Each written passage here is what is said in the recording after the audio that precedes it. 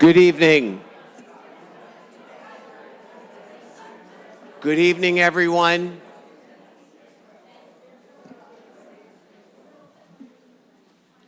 Are you all here to see about the Ford pickup truck we're buying tonight? So,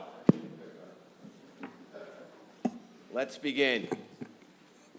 Adequate notice of this meeting has been provided by a posting on the bulletin board in Village Hall, by mail to the Ridgewood News, the Record, and by submission to all persons entitled to same, as provided by law of a schedule including the date and time of this meeting. This is the Ridgewood Village Council Public Workshop. The date is November 5th, 2025. The time is 7:30. Today is otherwise known as Tony Damiano Day.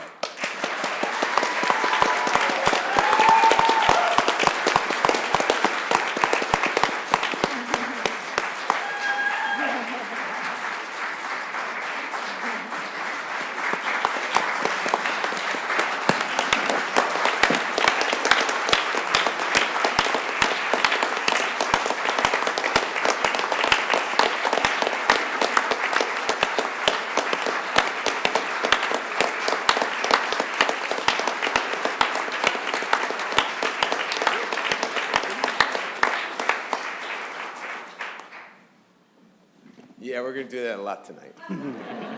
Heather, will you call the roll, please? Councilmember Mortimer. Here. Deputy Mayor Perrin. Here. Councilmember Whites. Here. Councilmember Winograd. Here. And Mayor Vagianos. Here, will you all please join us in a salute to our flag?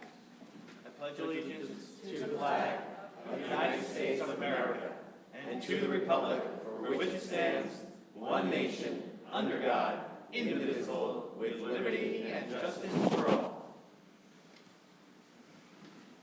And I'm going to take something a little out of order tonight. We're going to go right to public comment. And for those of you who have anything they'd like to share with us tonight about the events of the evening, please come up to the mic, identify yourselves, whether you are a Ridgewood resident, and we can begin our evening. He's saying if you have something nice to say about Tony, now's your time to do it.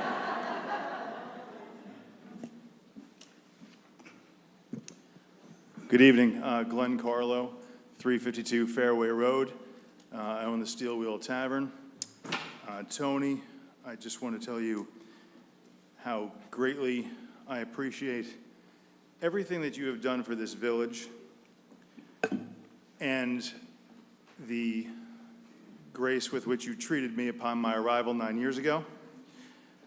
It will never be forgotten.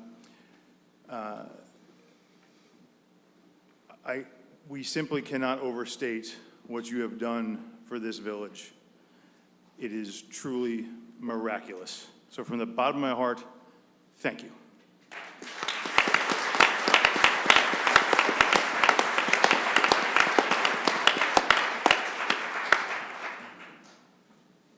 Hi, good evening. My name is Lynn Needle, and I reside at 425 Hawthorne Place. And I'm here to thank Tony and his beautiful wife for everything that you've done in our community. I've lived in town, I don't know, 35, you stopped counting after a while, a long time, since 1989. And you have been present at every event that embraces the arts, embraces community, embraces diversity, embraces innovation, entrepreneurship, hopefulness, from giving birth to concepts, not just the Guild, but Movies in the Park, and the Film Festival, and that crazy ice carver, you know, that crazy guy with the chainsaw, and, you know, and the horseback riding, the hay rides, and you just brought so much delight to families and children and people of all ages, and your name is synonymous with happiness and with joy and with creativity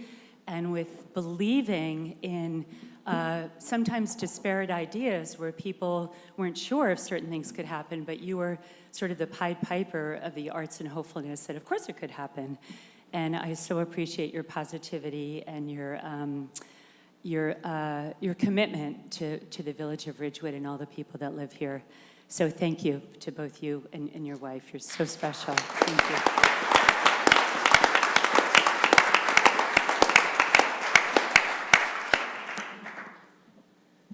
I live at 414 Ridgewood Road in Washington Township. Tony's a fascinating person. There's not anyone that has met Tony that hasn't felt his vibrance and love of this town.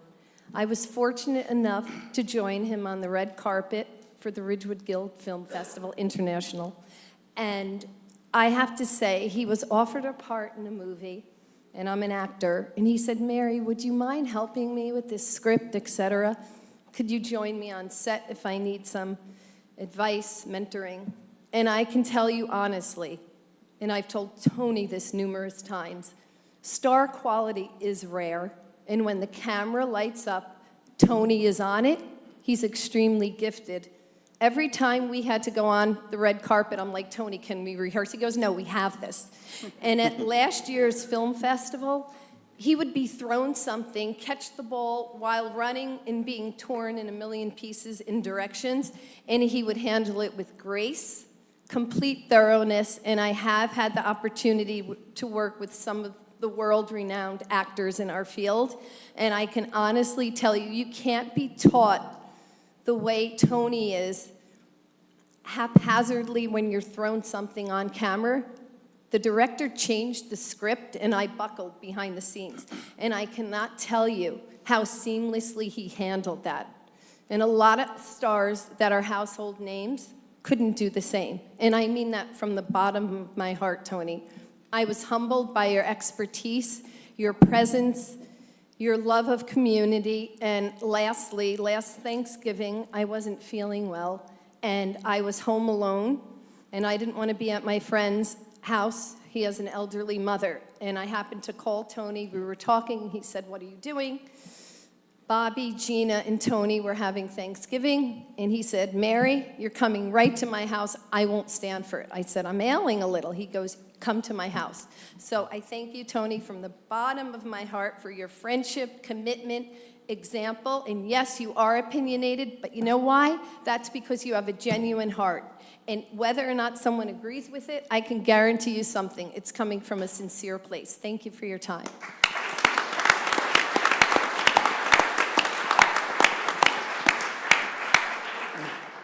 David Zreich, 133 Heights Road. Why didn't you ever invite me to Thanksgiving, Tony? Was the food good? I have an import company selling ceramics and glass, and Mango Jam was a customer of ours. That's where we first met Tony. It was one of the most beautiful shops in the country. It really was. The taste level.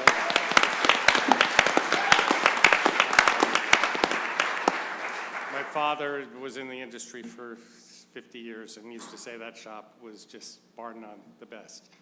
So I'm looking at our relationship a little different. He was a customer of mine, He wasn't always the easiest customer. Sometimes, the quality of this plate, but he was the most encouraging, wonderful, just has a great eye at looking at product. But most importantly, I consider him a friend. And we even opened a store together, if you remember, with Rick.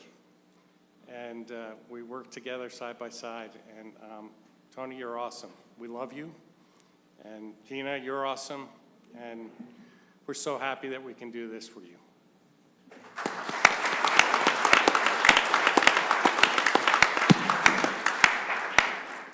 Scott Leaf, where do I live? 507 Manchester Avenue, North Haledon. Sorry, expat guys.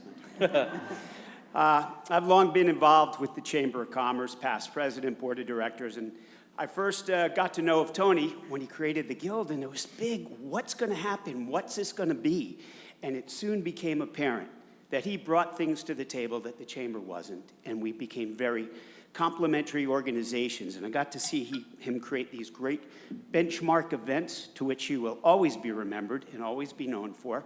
And I've got to say that every town, every village needs a Tony. I'm so glad we have ours.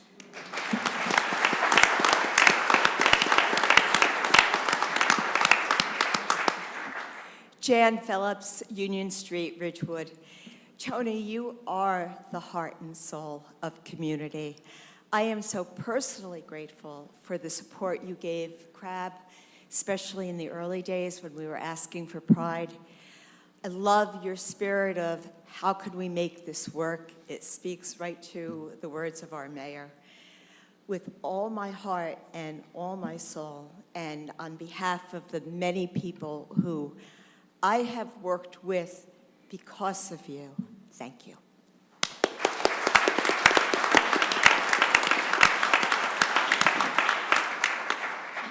Hi, Kristen Plumley, 169 Cottage Place. Hi, Tony. Hi, Gina. What everybody else has already said. And I remember the first time I met you, somebody had said, well, go see Tony at Mango Jam. So I walked into the store, and there you were, the smile behind the register. And you're just always positive, so much joy, so giving. With all the different 501c3s that I work with, you were always there to say, yes, I will help you with that. Yes, I will do this. Yes, I will do that. Just helping out, advertising, all the events that you've created for the village. There's just no one like you. So I say it from the bottom of my heart and with a song in my heart. Tony, we love you. Thank you.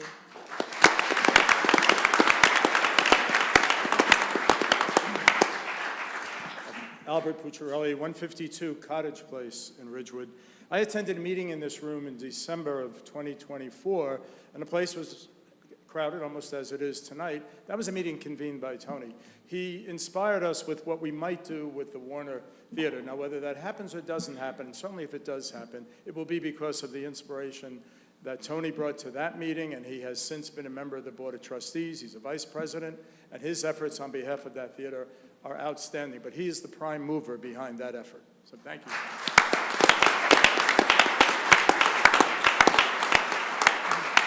Hi, Tina Satia, former Fembot. Sorry, I'm not in Ridgewood anymore. Tony, I want to say thank you so much for believing in every single one of us. Your belief in us really showed us we want to thrive. You had this community thrive, and you believed in every single one of us, and you made it a point for us to have a better business, a better life, and you make this world a better place. And we love you. We absolutely love you.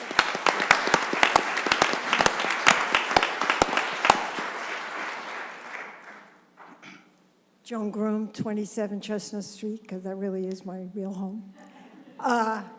Well, Tony, I don't know where to talk about. I don't know if I should talk about the days you saved my life when I needed a gift for somebody.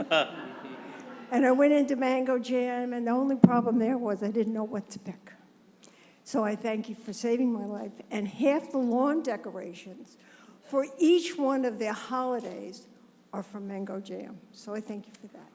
And Ms. Gina, we've worked together at Habitat for Humanity. Both of you were always doing events, loading up cars, all for good works. And that's what Tony's all about, good works. I don't know if I'm going to cry or if I'm shaking or what, but I just want to say thank you from the bottom of all our hearts for every minute you've given us. Thank you, you both.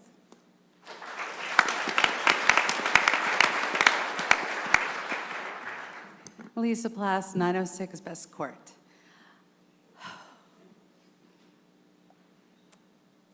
You gotta stop, Tony. I met this man about 20 years ago, Mango Jam. I walked in.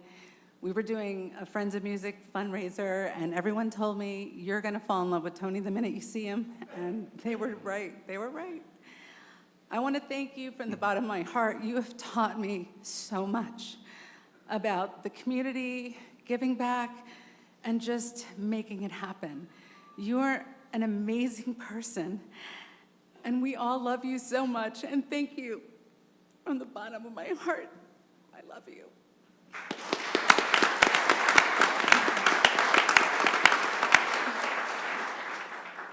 Nikki Manx, 11 Aspen Court in Wayne. Thank you, Robin. That's amazing.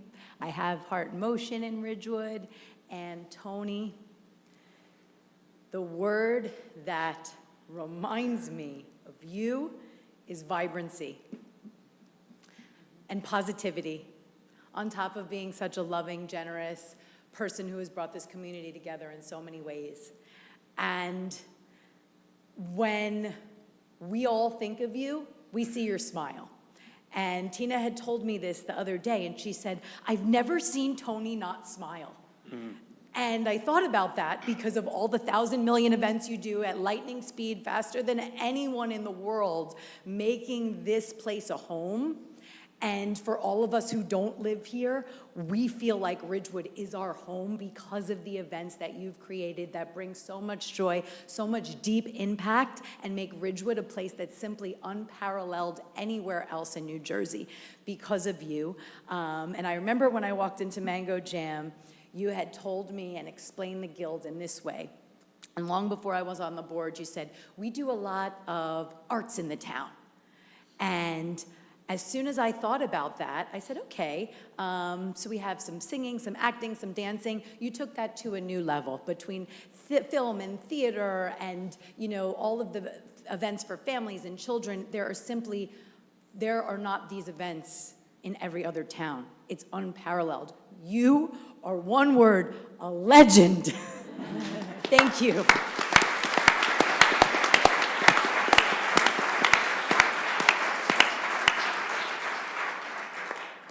Nikki's a tough act to follow, but Tony and Gina, I'm so sad and happy to be here tonight. It's a really unique and wonderful occasion to be able to talk to you like this, and I wanted to share, if you remember, when we moved to Ridgewood, I stopped into Mango Jam, and that's where we met. And being a doctor, I haven't hosted that many Thanksgivings, so I wanted to impress my in-laws, and you're like, you got this, it's okay. And he set me up with the best place settings. I mean, I really showed it, I really brought it. So I loved you for that. And then we met again in Jamboree, and we shared our love of disco. And you are an absolutely amazing dancer. You really, the hustle, we were hustling, and we had a really good time. And Gina as well, with all the music fest, music of the night. Dave and I would perform many times, and it's just been wonderful to be part of this community, and it wouldn't have been the same without you. Tony, love you.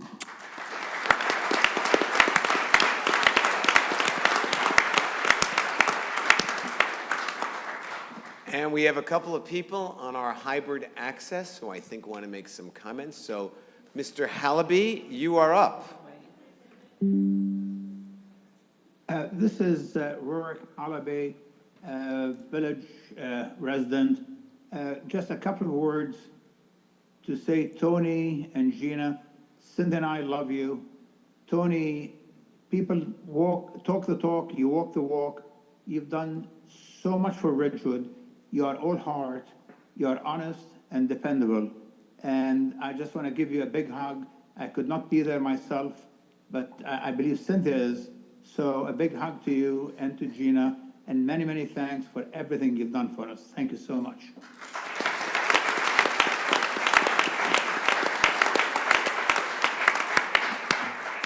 Janet Riley, you're up. Hi, I'm Janet Riley, 487 Dorchester Road. I'm sorry to switch gears, but I'm calling actually to ask you not to enforce the bike lane that was installed on top. Janet, Yes. we're going to have a second public comment after this. So okay. if you'll When hang does that around, we'd appreciate that. When does that start? I'm sorry. Thank you. Anybody else in the room? Good. We will now begin our ceremonies.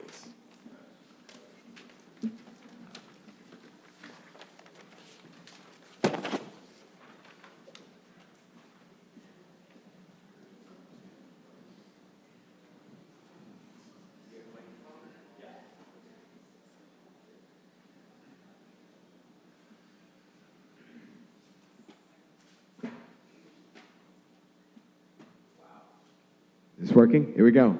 Wow. This is truly a celebration tonight, and the outpouring of affection for our friend is overwhelming, absolutely overwhelming. And so I'm going to begin by opening this up to the members of our council, because I know that they each know you very well and have something to say. I'm going to start with Siobhan.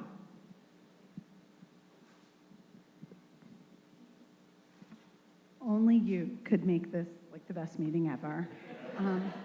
So I'm Siobhan Cram Winograd, and I have a little bit of storytelling about Tony. So I met Tony when I was a bride, and I bought my bridesmaid dresses on Ridgewood Ave at Sweet Feet. And my mom said, "Oh, there's this cool, funky, whimsical new shop called Mango Jam." And I went in and I met Tony, and I instantly fell in love with him, fell in love with that store, which is a huge part of who you are in so many discussions. I then became a customer, a wife. I bought baby gifts there. And as I became to get more involved in town, I went to so many meetings at Mango Jam. And within minutes, Tony became my friend, my kids' friends, my husband's friends. And we really rallied around a shared love of Ridgewood. Very quickly after that, I met the love of your life, Gina, who also became a friend. And it was just such an experience to be there. As we got more involved, you know, we would sometimes come here and I see ex-mayor Aronson, we'd yell at him and then we'd leave and we'd go have drinks and similar to things. You know, there's a couple of officials here, and now that I'm on the other side, I can make these jokes. We used to come, we used to say our piece, and then we'd leave them up there and we'd go have drinks and recap. Tony, similar to what everybody said, he would complain and offer a solution, which is so rare. And then he would take that solution and he would make it happen. And for an added twist, he would make all those steps fun. I can't tell you how many times I have left a bad moment and a good moment and gone out and had the best moment recapping it with you. Drinks, snacks, coffee. I want to also say that, you know, as my kids got bigger, I became one of those moms who asked endlessly to donate to our schools. And Tony and Gina gave every single time, in every single way, through the recession, through some really scary times.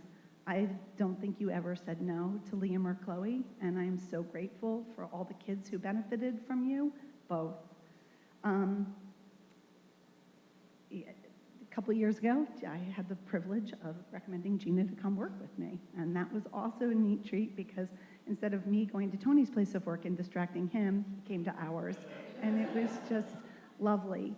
Also, a couple of years ago, we saw our town light up on fire in a very bad way. When Bagelicious burnt down, we were there. I remember talking to Tony and saying, I feel a small part of the love of our community and my childhood was burning. And Tony was so instrumental in getting people help, getting that business replaced, and it was just such an awesome, awesome day when I found out that Bagelicious was going to go into Mango Jam. So in addition to being the customer that I know all of you did, I need a gift, I need it to be like this, I need it to be like that. When I turned 40, I went back into the shop and we were talking about what it means to be 40 and who's coming to your 40th. And we made a joke that your friends are people who love you, who show up for you, love your partner, show up for them, love your kids, and no matter what happens with your kids, love them, your family, and your dog. And so I said, Tony, that makes you one of my best friends. I could talk all night, but I think so many people don't do what you do, and even when there's mistakes and problems and fighting and yelling, you always ended on a place of love and fun. And I'm looking forward to visiting you lots this next couple months. I see your friends. I'm the early morning visitor. But I think everybody could take a note from Tony. Like I said, leaving here, arguing with people, and going out and finding a way to have fun with it and take your next step together is just the best thing about you. And you will forever be my friend, and our shared love will forever be Ridgewood.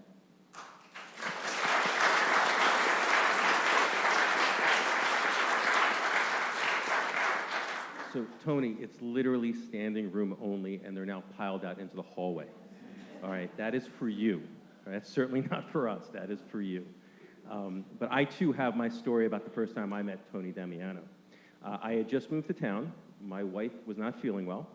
I wandered into Mango Jam with a 1-year-old, a 3-year-old, and my mother-in-law.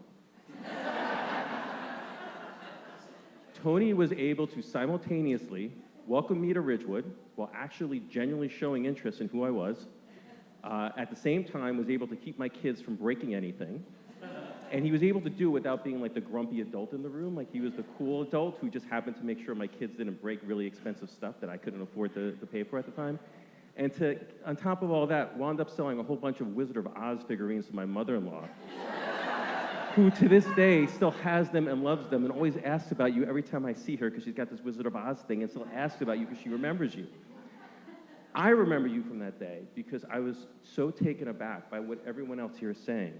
You were able to make everyone feel heard, make everyone feel respected. You did it with a smile on your face. But the best part was you were doing all that while getting stuff done. I mean, that was my first interaction with you. And the thing was, as I got to know you, as I joined the Guild, I got more involved in civics in the town, I realized that wasn't salesmanship. That was just Tony being Tony. That's just what you do. Always with a smile on your face, always getting stuff done, always making people feel good. It's such a gift, Tony. It's such a gift. Tony, as everyone said tonight, you are beloved and a gift to this community.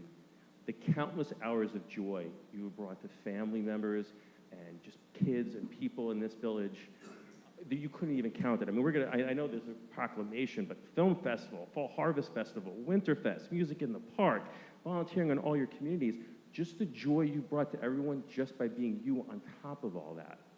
You have given more to this community than any one person could ever expect to give back, and your response is just to give more. Tony, we're a better community, we're a better village, because we've had the good fortune that you and Jeannie decided to call this place your home. The term pillar of the community is thrown about, like everybody uses it all the time. It's overused, but not for you. You're a pillar of this community. I grew up in South Jersey. You're a stand-up guy. In my community, you're a mensch of the highest proportion.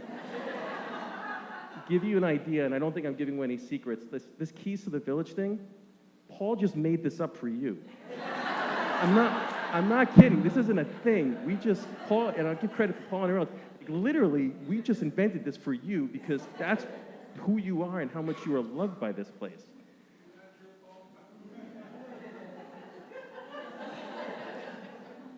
I am so proud to call you my friend. I'm so proud to call you and Gina my neighbor.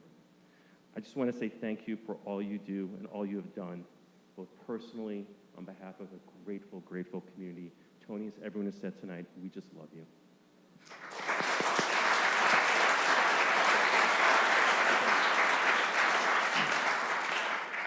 So I think we're all here tonight because Tony has made us feel good about ourselves. So I'm going to tell my story. So I'm the emotional one.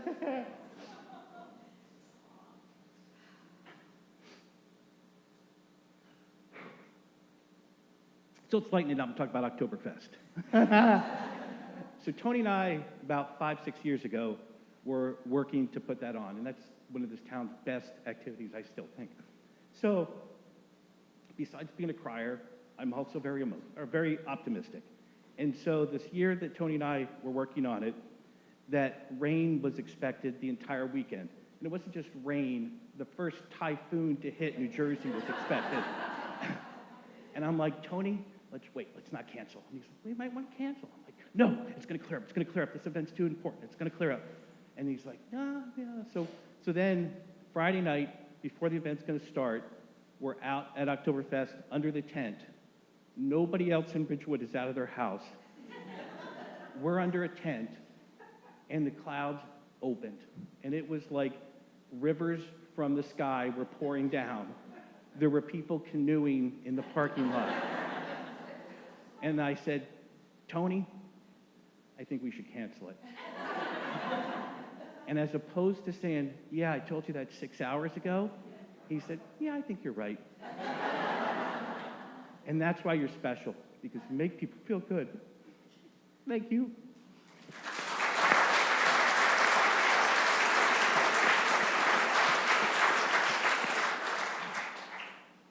You are all here because you know Tony of today and from 10 years ago and from 20 years ago, but he was accomplished and admirable even before he got to Ridgewood. So I wanted to tell you a little bit about his background.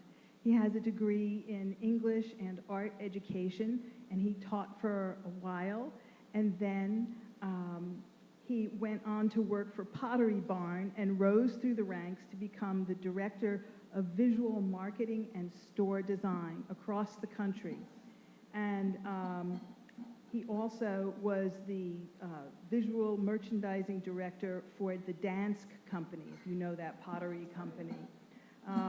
And he has designed and opened stores in 38 states and Puerto Rico, all across the country.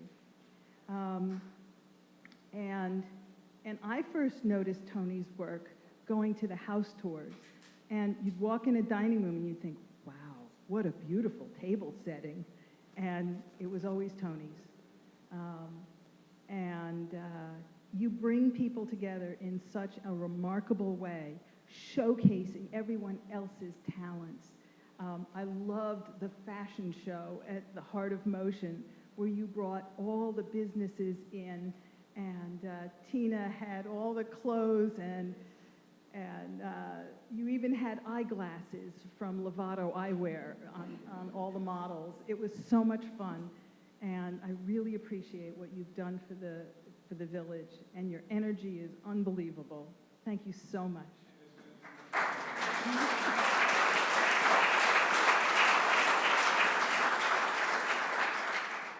You know, for anybody who's ever been in this village council chamber, just so you know, this is the first time in its history where there have been this many people in the room who weren't all annoyed with the village council. And tonight is a celebration. It's a celebration of Ridgewood's favorite son. Resident, entrepreneur, community activist, all of that stuff. But personally, through the decades, he has been my partner in the Central Business District. He has been my ally. Most importantly, you have been my friend. You have always put the needs of our community ahead of your own,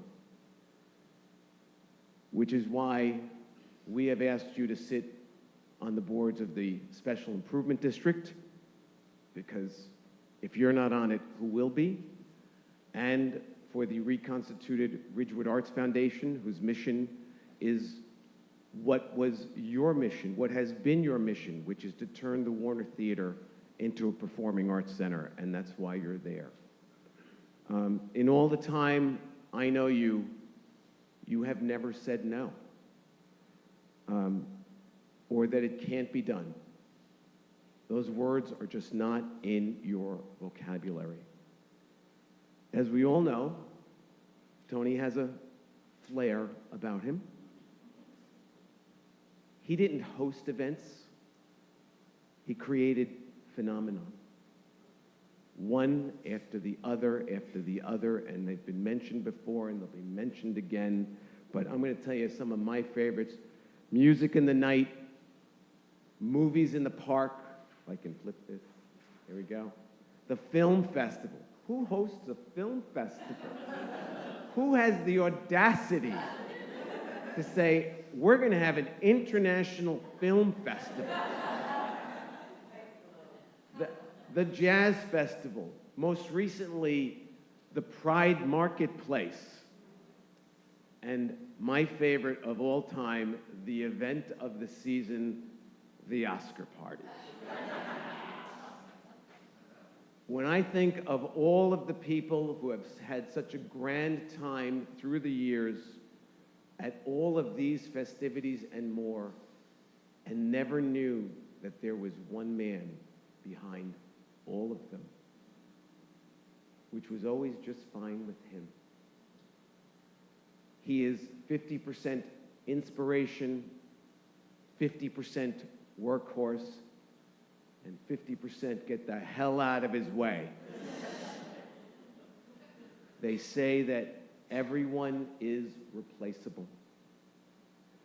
I think that we have finally found the exception to that rule. Tony, it is our honor, everyone in this room, to honor you tonight.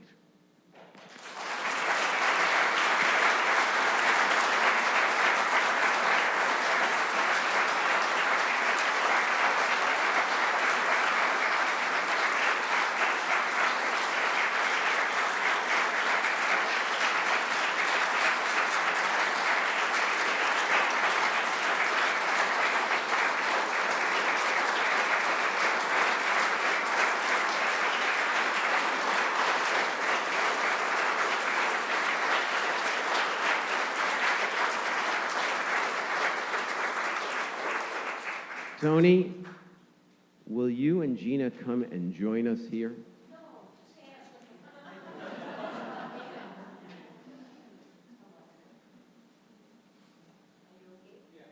He's good.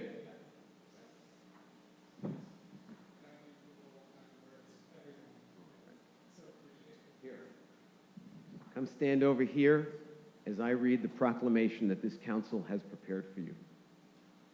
Whereas Tony Damiano graduated from William Patterson University with a BA in both art and English teacher education and began his career as a teacher before pursuing his creative passions in the competitive visual merchandising field, working with prestigious companies including Pottery Barn. Whereas on February 21st, 1993, Tony married the love of his life, Gina Fernandez, in Manila, the Philippines, and together they have built a beautiful life together. And whereas in 2000, Tony opened Mango Jam. By the way, is there anybody here who doesn't have Mango Jam stuff in their house? I mean, come on. A gift shop on North Broad Street in Ridgewood, which became a beloved cornerstone of our downtown for 20 years, earning multiple awards as Best Gift Shop in Bergen County.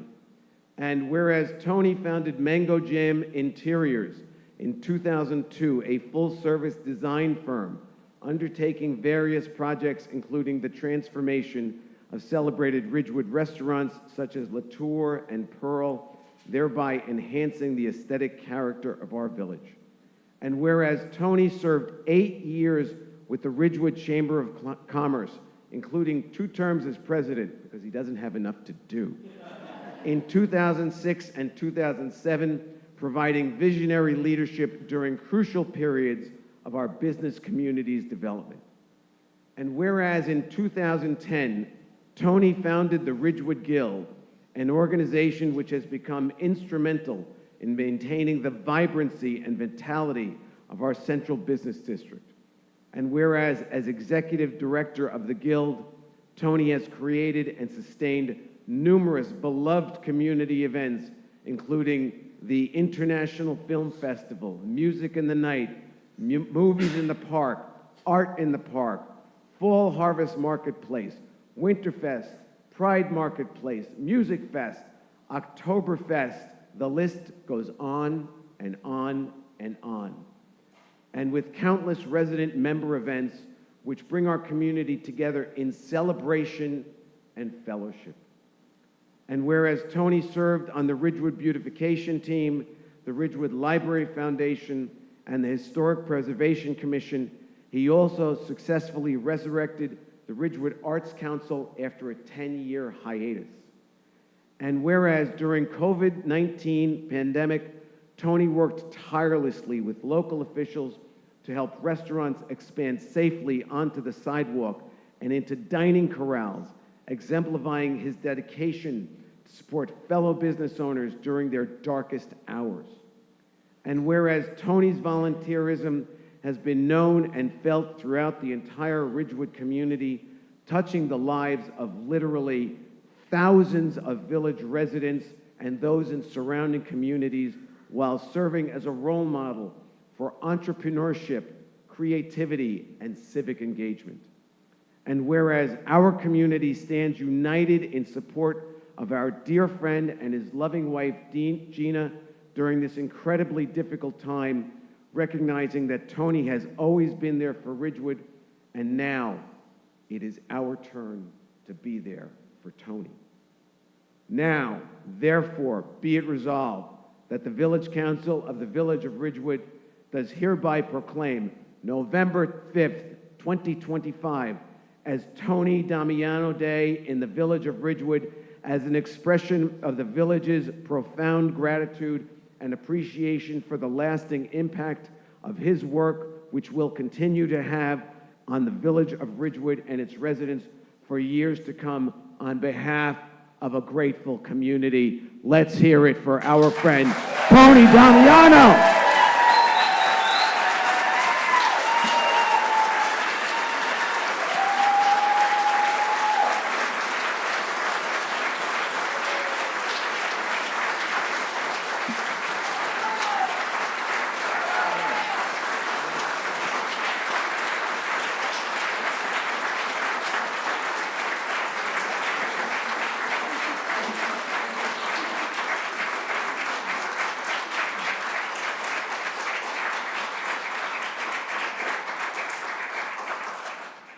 And in case you hadn't heard, Tony is getting the first ever key to the Village of Ridgewood.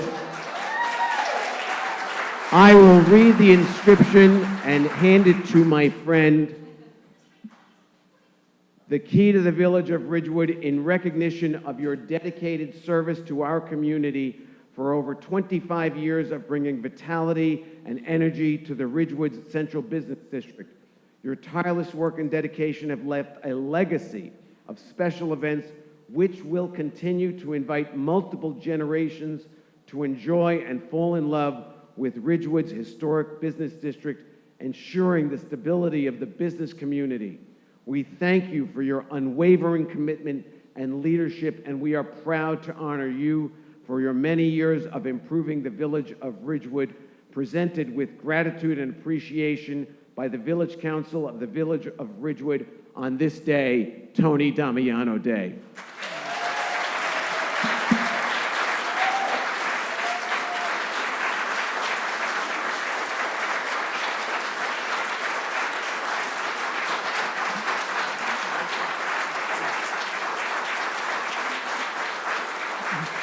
Well, needless to say, I am so overwhelmed.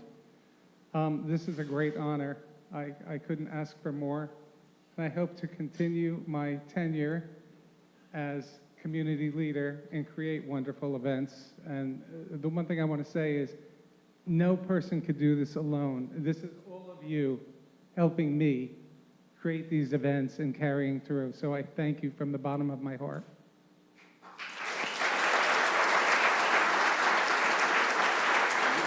No, you keep that. Yeah.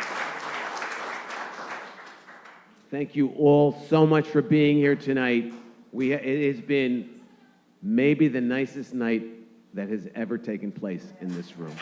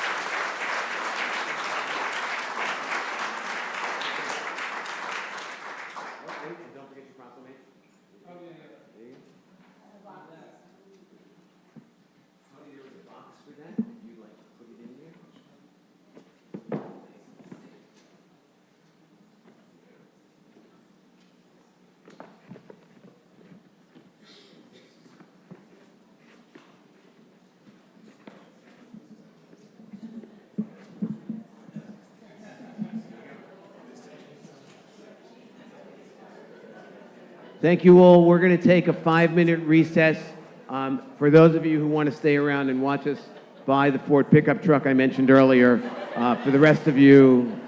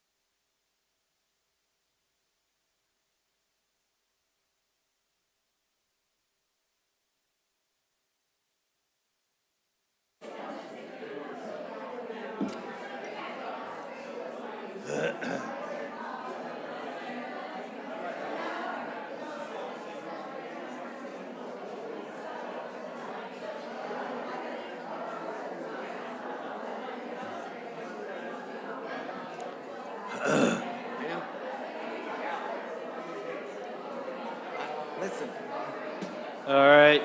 I could have moved this along 15 minutes. Thanks, everybody.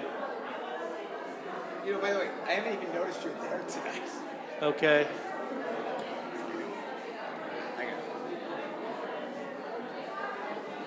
Friends,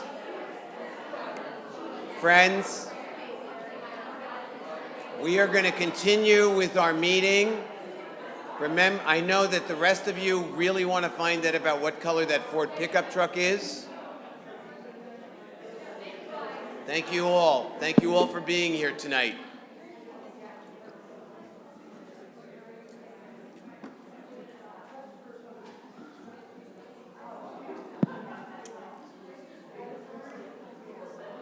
And so, let us continue with our meeting. Heather, do you need to take another roll call? Yes. Councilmember Mortimer, I'm still here. Deputy Mayor Perrin. Yes. Councilmember White. Here. Councilmember Winograd.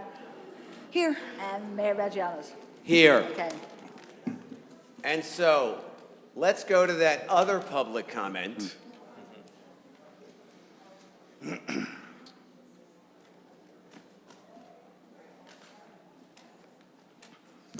Good evening, Ann Loving, Ridgewood resident. I wanted to mention something that I wrote to all of you about last week. There's an idea floating around about planting 250 trees next year in honor of the 250th anniversary of the country. And I think it's a fantastic idea. It's not my idea, but I think it's great. And the thought is that this should go onto the budget. Now that budget season is starting, this is the right time to think about it. Not to be part of the parks budget, not to be part of the regular tree planting schedule, not to be part of the sapling initiative in different school systems, but to be its own entity, specifically 250 trees to honor the 250th anniversary of our country. So I hope you are going to consider that for the budget. Thank you. Thank you, Ann.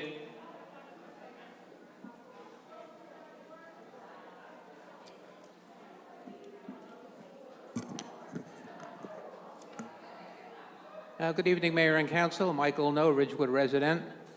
I'm here tonight to talk about the new bicycle lane on South Pleasant by Hawes School. I wasn't sure myself how many kids actually use this bike lane coming to school, so I got up early in the morning and went over to the corner of Dorchester and South Pleasant to see for myself, as it was a nice sunny day. I was surprised to see only 2 kids riding to school that day. Both of them rode on the sidewalk. I had a nice long talk with the crossing guard who has worked on that corner for the past 9.5 years. He told me that about 8 to 10 kids ride their bikes to school, but only during the first few weeks of the year and the last few weeks of the year when the weather is warm. I was surprised to learn that the high school kids who worked on the project never spoke to this crossing guard. Like I said, he was there 9.5 years, nor did the police or anyone else from the town talk to the crossing guard. The crossing guard also told me that none of the kids ride in the street. I spoke to the parents who pointed out correctly that the bike lane is only on the east side of the street, which means that kids only could use the bike lane leaving the school, but not riding to the school. They also pointed out that the bike lane ends at Grove Street, so older kids wouldn't be able to currently ride to the high school after Grove Street. Another parent pointed out correctly that having cars parked on the street slows traffic down, which I also observed. All the parents I spoke to didn't know and were quite surprised to learn that they wouldn't be able to park in front of their house. It was interesting to note that the final report from the high school stated that cars would be allowed to park in the bike lane, and this was repeated to the public by the mayor in a prior meeting. So what do? Well, option number one is approve the parking ordinance, and there's 30 houses that abut the new bike path, and they wouldn't be able to park in front of their house.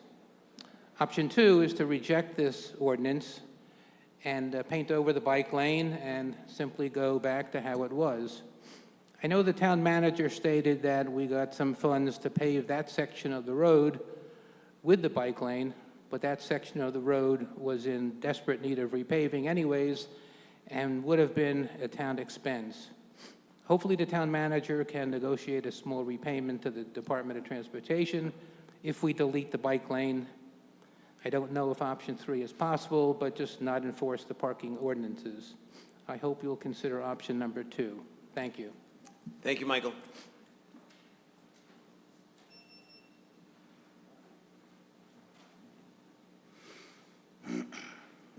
Cynthia O'Keefe, Ridgewood resident. So in looking through the Sunshine Binder, I noticed the suburban document where it talks about wetlands. I believe it's page 7. And Keith, I believe that you mentioned at not only a Fields Committee meeting in March of this year, but also around that same time at a Village Council meeting, that there were no wetlands whatsoever. So my question, after, I guess, paying Suburban, over $10,000 to perform a wetlands assessment, when did Suburban realize there were wetlands? When did the NJDEP determine there were wetlands? And why would declarative statements to the contrary be made publicly? It's very confusing. I think now you've left us in a quandary. What's really going on?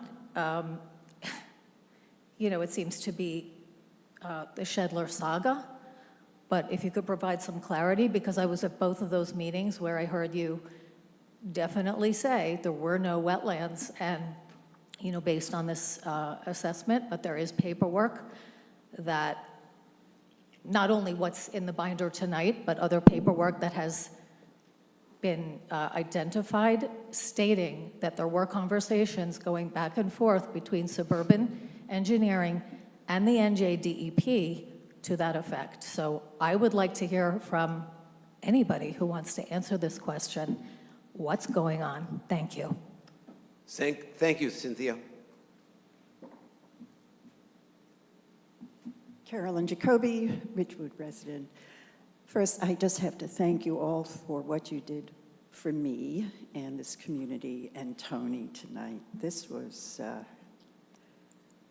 so remarkably special, really. I'm so moved, and thank you for doing this. Really, this was so outstanding for everybody. I also want to give a huge shout out to Nancy Begos and her efforts with the New York-New Jersey Trail Conference. Councilwoman Perone was there with me and a number of other residents on Sunday reviewing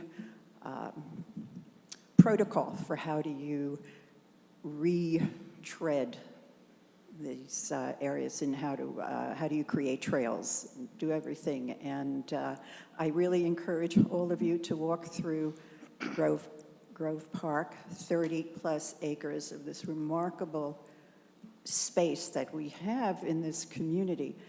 And it is really in such dire need of attention, not only for trails, but we have, as you will know, I will mention tree diseases that are affecting all of our trees. We're losing all of our beaches, and we're going to lose enormous amounts of trees in that area. And it is a floodplain. The trees really do enormous work for absorbing the water. That we need all of the retention places that we can have for potential flooding. So Mrs. Loving's suggestion of 250 trees, Grove Park would be a wonderful place for us to plant 250 smaller trees initially, keep them away from the deer. We would do what we need to do using the right tree for that environment, and we can make it happen. And hopefully, I don't know, I was so pleased to see the open space referendum passing. We have money, and this is infrastructure, and maybe we can somehow manage to do that. But that would be a wonderful initiative for our 250th anniversary. Thank you all. Thank you, Carolyn. Anyone else from the audience?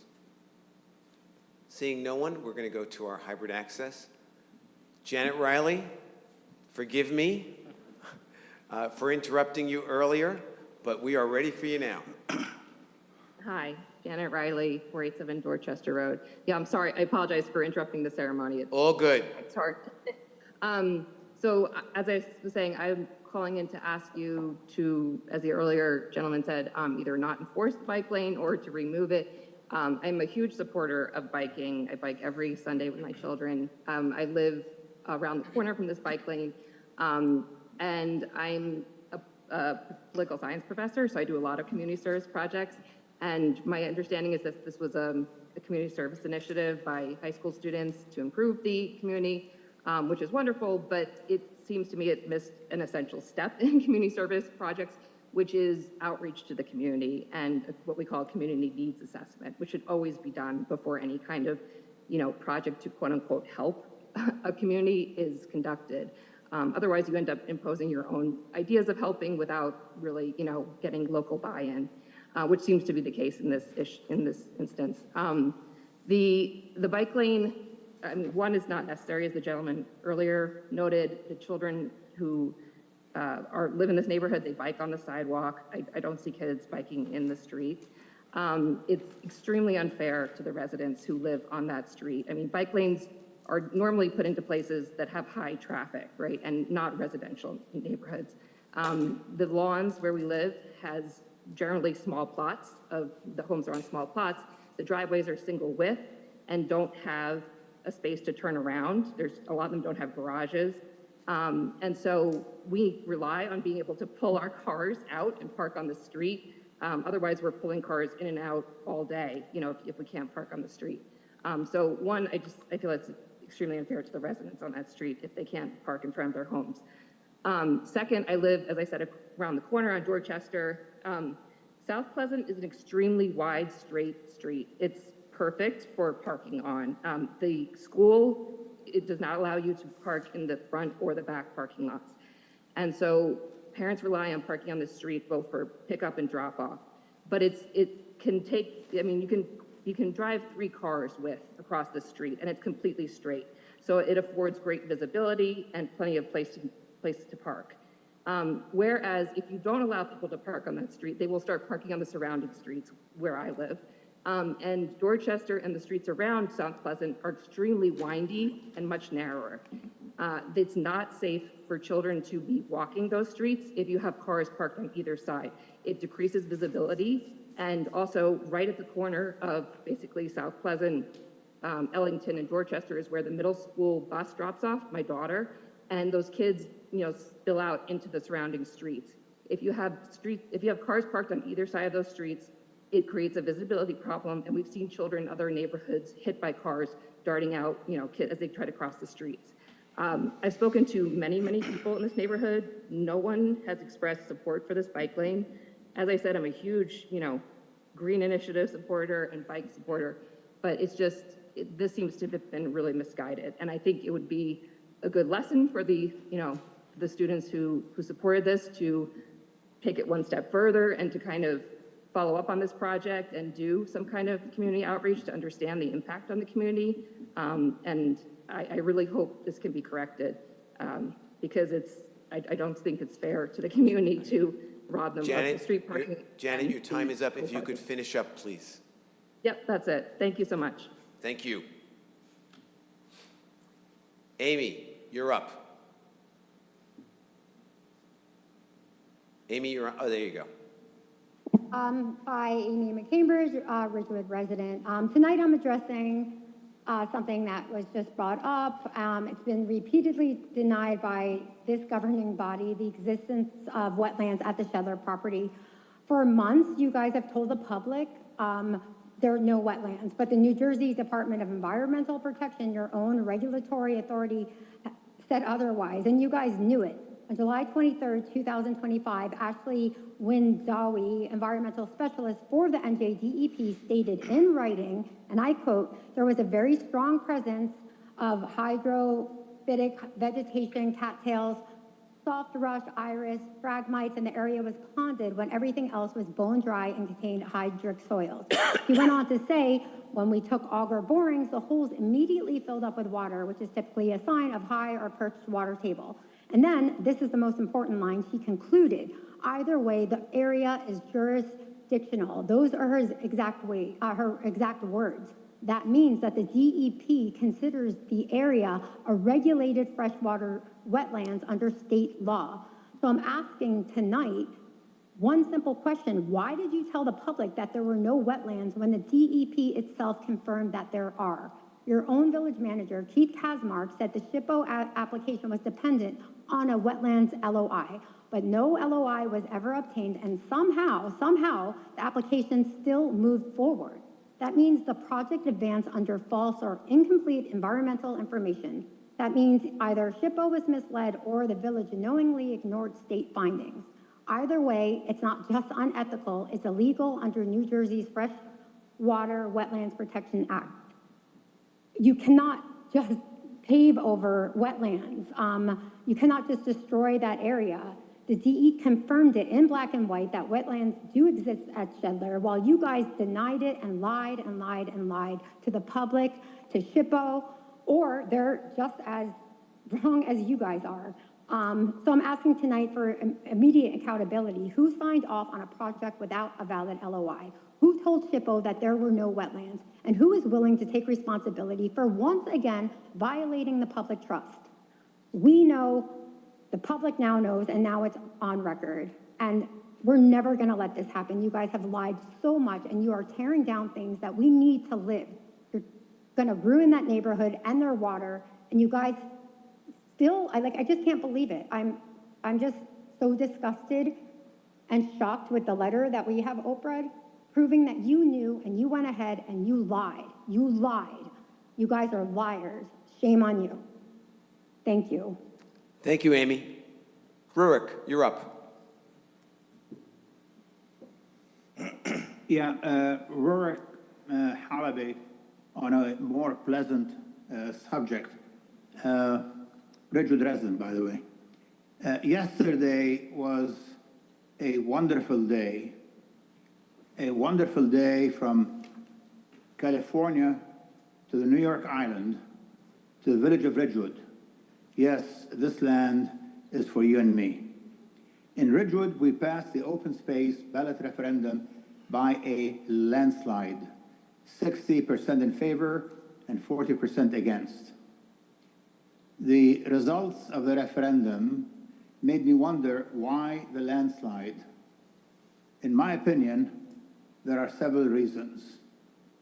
First, one village, one vote allowed Ridgewood's silent majority to make itself heard. Yes, still waters run deep, and underestimate the intelligence of the Ridgewood voter at your own risk. Do not underestimate the intelligence of the Ridgewood voter. Another reason is the professional way the village council planned the referendum and explained what it was all about. And here I include the excellent material and graphics prepared by Village Hall for the mailing and social media. But to me, ironically, the unsung heroes who helped immeasurably were many of the people who railed against the referendum. Whenever they came up with yet another outrageous reason for voting against the referendum, 10 people decided to vote yes. So to the village council, to the village hall, congratulations and thank you. People will remember a wonderful referendum that was passed. Thank you. Thank you, Rurik. Anyone else? Seeing no one, I'm going to close public comment and ask the council and the manager if anyone would like to respond to any of the comments made this evening.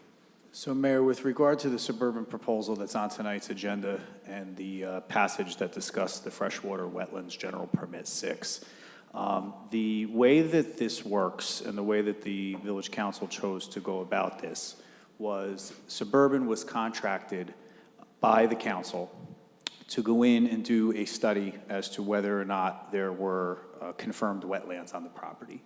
Suburban submitted a report to us that there were not. However, that process requires concurrence from the NJDEP. That is what the first line of this passage on page 7 of the suburban proposal that we will talk about later tonight says. Based on the determination of the NJDEP during the freshwater wetland LOI presence/absence review, Suburban will prepare an administratively complete application for general permit 6. That's if necessary.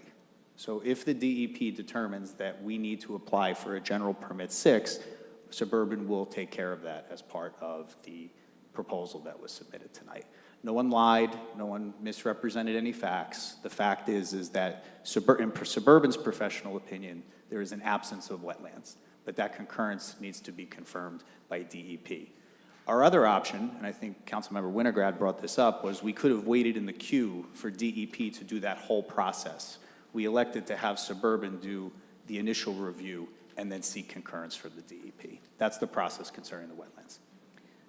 So I'm going to pick up on that because the saga of Shedler. So upon taking our seat, there was a lot of past due diligence that should have been done on the property in order for any council to move forward in any way. An LOI was required because we're encumbered by the state. If we had waited for DEP, it would have been 12 to 18 months, so we made the collective decision to move forward and hire Suburban, a highly reputable technical company, to run this study. I will say that we have a $2.6 million asset where heavy investing had occurred. You know, we all forget to talk about the house. This study, in order for the house to move forward, needed to be done. We had a clamoring from the residents. It was insisted. So we did issue it because by law we had to do it. We felt that it was not right to wait for it. That was all publicly disclosed, publicly discussed. But there's no doubt that upon taking our seat, a lot of past due diligence needed to be done with the property, and the LOI was one of them. So I want to say that. And I just want to remind the public at this point, there's effectively $9.4 million, including with the contamination, hung up in Shedler. The time has come to move that forward for all the reasons, but mostly financial. $10,000 on a state requirement is necessary, required, and insignificant when you look at $9.4 million that has been held since 2009. I'm just going to keep going. With respect to the tree planting, because this has come up, everyone on the council, I believe I had written back on the email, is looking for ways to honor the 250. Within Shade Tree, where this idea came up, thank you Nancy Brennan Hill for all her advocacy, we're trying to determine whether we can do 250 street trees, because that's a lot given the public appetite for street trees. I have met with Councilmember Mortimer, and we're talking about if we could split it, if we can put it in parks. We love the idea. 250 has many ideas. Also within Shade Tree, we're on a search, and this will be going out in the e-notice for a Liberty tree, which means effectively we're looking for really old trees over the age of 250 years old. We're going to do a search through the schools. So I want to thank Shade Tree for their advocacy. You'll be hearing a lot of these ideas in 2026, but Carolyn, of course, I love what you said. I love that you came and that you're still advocating for the trees. And I think somewhere between Shade Tree and parks, we can make some things happen as we stumble forward in the budget. And I kind of like the combination of both, but we have to see what each of our boards think about it. And lastly, I did just want to say to the one caller, the young women who presented the bike lane study are now in college. This study was done in conjunction with the Board of Ed, the principals.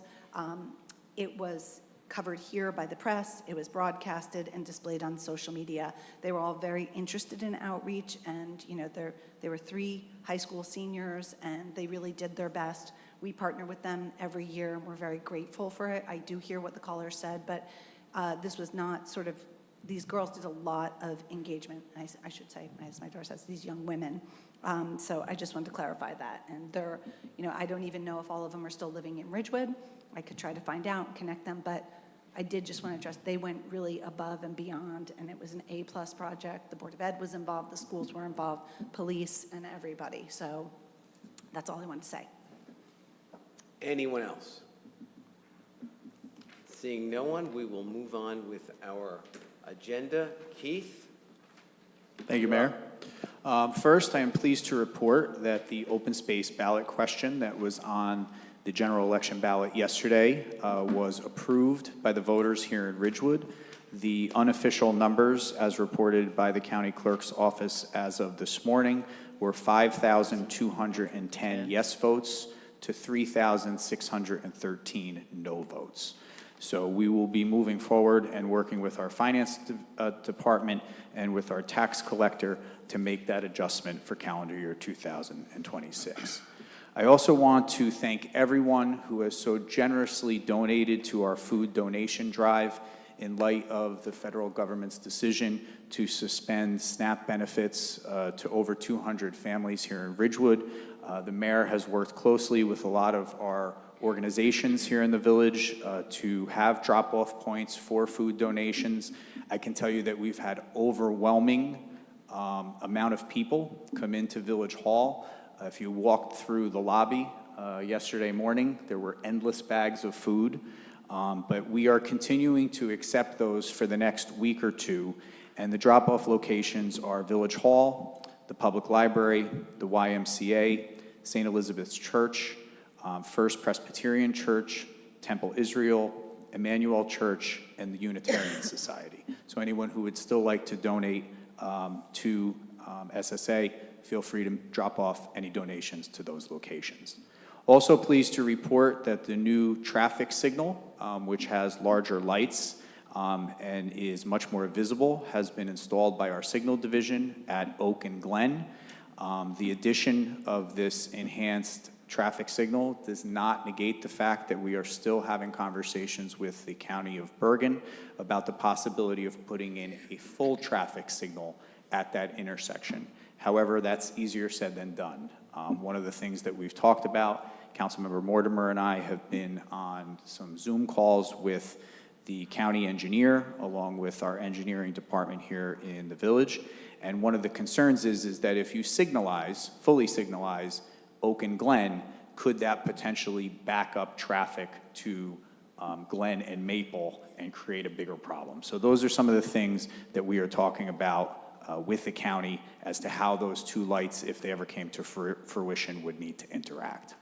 Also pleased that our signal division has prepared the site for the arrival of the new bus shelter in front of Ridgewood High School.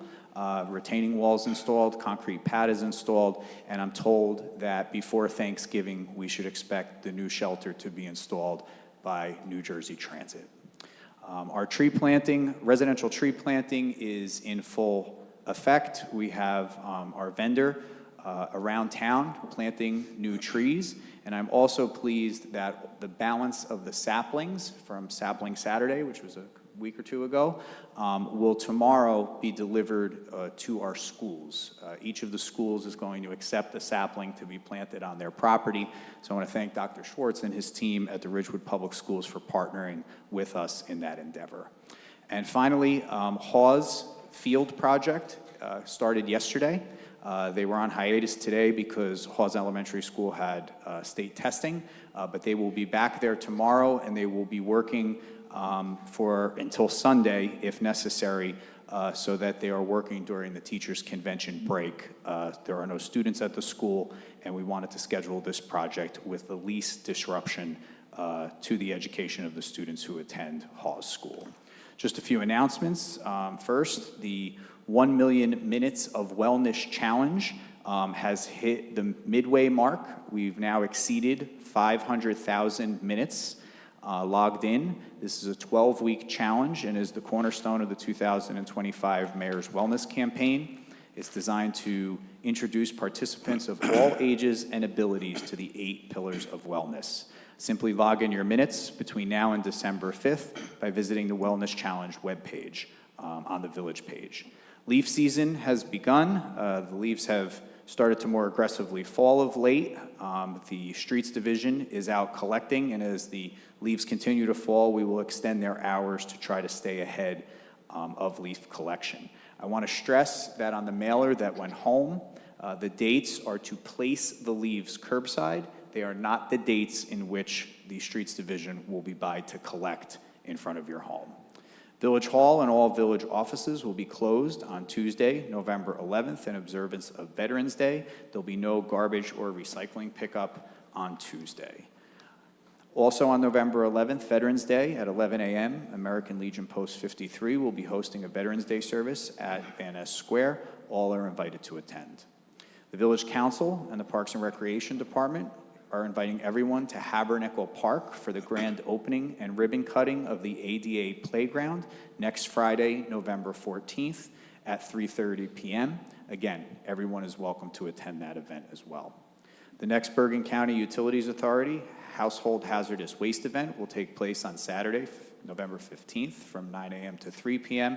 That's rain or shine at the Bergen County Utilities Authority on Empire Boulevard in Moonachie.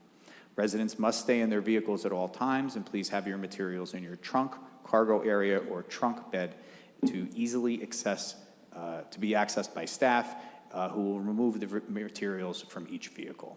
And finally, our upcoming Village Council meetings. November 12th is a public meeting, December 3rd is a work session, and December 10th is a public meeting. Each start at 7:30 p.m. Thank you, Mayor. Thank you, Keith. And let's go to council reports. Frank. Thanks, Mayor. Today, I am all about the open space referendum, and I am so happy that it passed with an overwhelming majority of 59%. 59%. And I was so excited today, I was thinking back to high school, which was a long time for me, but even longer time for Paul. I was waiting for that one. And I remembered learning about the term, the silent majority. And today, the more I thought about it, the more I realized that the silent majority really describes the voters of Ridgewood. The majority of Ridgewood voters don't decide how to vote because of what's being said on social media. Instead, they vote for what's right for our village. So I'd like to thank the 5,210 plus people that voted yes on this referendum and let each of them know that I am so very proud of our community.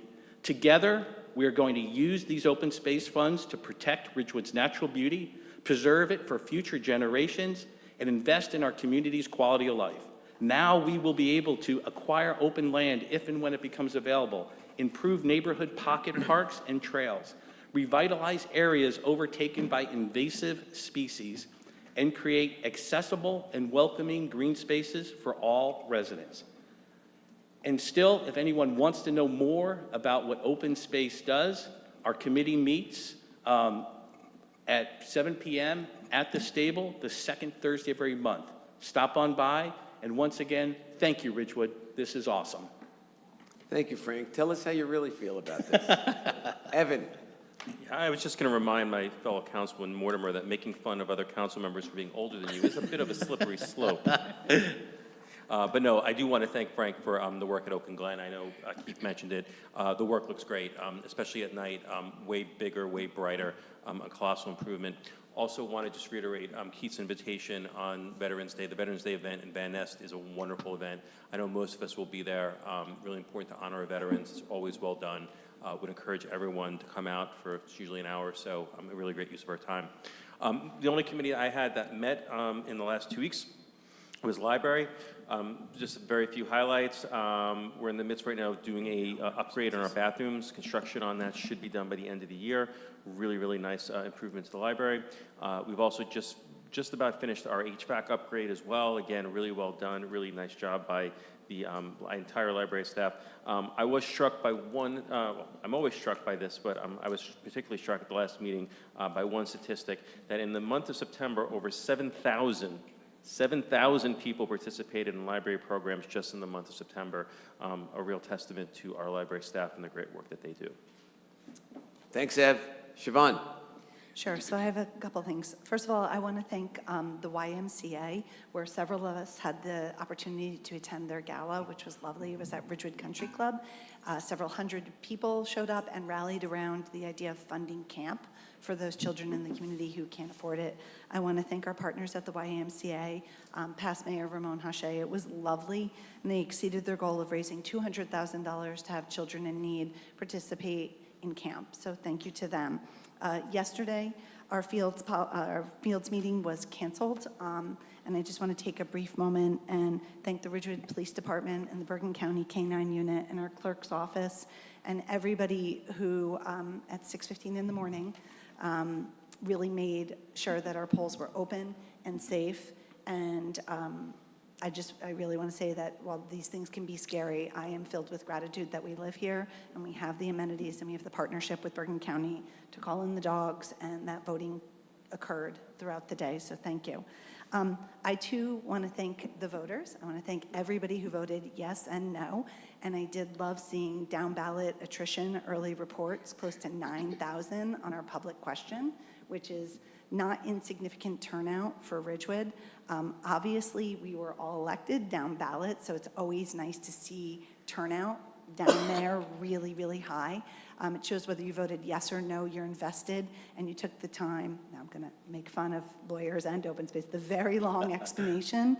So thank you to everybody who voted yes and no, and mostly who participated in a conversation that isn't binary. It's not just yes or no. It could be maybe you want more open space, but you're tax sensitive and we hear you. Maybe you don't want it used for this. So I just thought it was such a great compliment to our town, and as past league voter, registration person, I thought it was impressive to see that number. I also want to thank the clerk's office, our lawyer, and the Open Space Committee, particularly Mr. Bossler, who went on an unbelievable roadshow to make sure that this community was informed and had the ability to answer questions. So thank you to everybody there. Shade Tree will meet on Monday. We have a change because of Veterans Day. We're going to be meeting on a Monday here. If anybody wants to come and talk about Liberty trees, or if you happen to find a 250-year-old tree, we'd welcome you. And lastly, while the Communications Committee doesn't exist anymore, I want to say a curious story that, when we took our seat, we vowed to enhance communications, and when the Snaps email went out, it was overwhelming to me to see that, one, the email was read, and two, the community responded, and you could actually see it. And there were several individuals on that committee who all reached out to me, and they were so happy with the SNAPS initiative, which was Paul's and the council's, but really without the ability to communicate and enhanced communication services, we would never be able to harness all the goodness that came out of here. So I want to thank everybody who gave, who shared the message, who posted it, and I really want to thank that committee and Dylan Hansen, who made sure that the technology that we have gets a message when it's really important about hunger and food insecurity and kids in our village who may go without lunch. So just a big shout out to a committee that doesn't meet, but I had the luxury of connecting with last week, and I think many of the members of the council did as well. And I want to just loosely say to Paul, these messages are so, so important for those of us that have worked in that space. It was amazing to see the letter go out and literally see everything that came with it. So thank you for writing it. Thank you for making it happen. Keith and Heather, thank you for hosting it and making all of it come true. And if you haven't yet, I strongly encourage you to donate in any way, any shape or form, even if it's not to the village effort. Thanks, Siobhan. Mayor, can I just mention one thing? By all means. I do want to acknowledge what occurred yesterday morning before the polls opened. I want to just commend everyone who was involved yesterday morning when that bomb threat came in. It was received by email to a school employee at Somerville School. Heather woke me up yesterday morning at about 20 minutes to 6. Let us know what was happening. The police department, Chief Lyons, his detective bureau was right on top of things. We were on the phone with Dr. Schwartz within minutes. He was on his way into the office to address the situation, but it was seamless. Obviously, completely unexpected. I don't think anybody expected to wake up to that yesterday morning. Grateful and thankful that those threats throughout the state, not just here in Ridgewood, were unfounded. But to our team here, and when I say our team, I mean our village clerk, our police department, the leadership at the public schools, the leadership at the Board of Elections, we were all able to work seamlessly to address the situation. Dr. Schwartz made the decision to close the schools, which I think was the right decision, just because of the uncertainty that was happening as these decisions were being made and needed to be made quickly. But I just want to thank everyone. It made for a seamless election day, despite the disturbances that occurred with those 2 evacuations that we had to have throughout the day. Thanks, Keith. Pam? Well, you saw tonight how important it is to honor people who have done good works. And the Y Gala this past weekend was to honor Catherine and Joseph Schmidt, who have been very active in our community through Habitat for Humanities. You may know the magazine Ridgewood Living that is edited by Catherine Schmidt. And I'm pleased to call them friends, and it was a wonderful evening. Also, there was a Girl Scout Gold and Silver Award ceremony. They came up with a bumper crop of Gold Award recipients this year, more than any prior year, I believe. So it was great to hear how accomplished and compassionate these girls were in their various projects. I was very pleased to honor them. And I also want to thank Jeannie Johnson, Kathy Wu Brady, and Jacqueline Carter for mounting the first outside air mural in the Central Business District. If you look at the alleyway next to 11 Oak Street, there is a new, beautiful, educational, interactive mural that Jacqueline Carter painted, and it is the first of several we hope to come. And let's see. The Planning Board did not meet last night. Our next meeting is November 18th if we have applications. Green Ridgewood meets tomorrow in the Senior Lounge at 7:30 p.m. The Central Business District meeting will be via Zoom on November 13th at 8:30 in the morning. We also have a subcommittee meeting on parking tomorrow. The Ridgewood Business Alliance is in startup mode. We are looking for office space, insurance, IRS designation as a 501c3, and all kinds of things like that. The New York, New Jersey Trail Conference that Carolyn Jacoby mentioned did their final training on Sunday, and we are looking to create a pyramid structure that will make use of people who walk in the parks. I mean, lots of us appreciate our parks and walk in the parks. If you could volunteer once a month to walk through the park of your choice for a short stretch of a trail and report back anything you see that needs attention, like a blown down tree, or erosion, or rutting. You don't have to do anything. You just report it up the chain, and if necessary, then the captain will send a sawyer out to take care of a tree. If there's garbage, so there are, and if trails need to be marked. So we are looking for volunteers. If you would like to be walking in the parks, it's a good excuse to be outside. Call me, email me, or Frank, or Nancy Begos. And let's see, one last thing. This is a message from the director of recycling. Do not put pumpkins in the street. Yeah. It's dangerous. They become slippery when they rot, and they can cause accidents. Do not put pumpkins in the street. That's all I have. Thanks, Pam.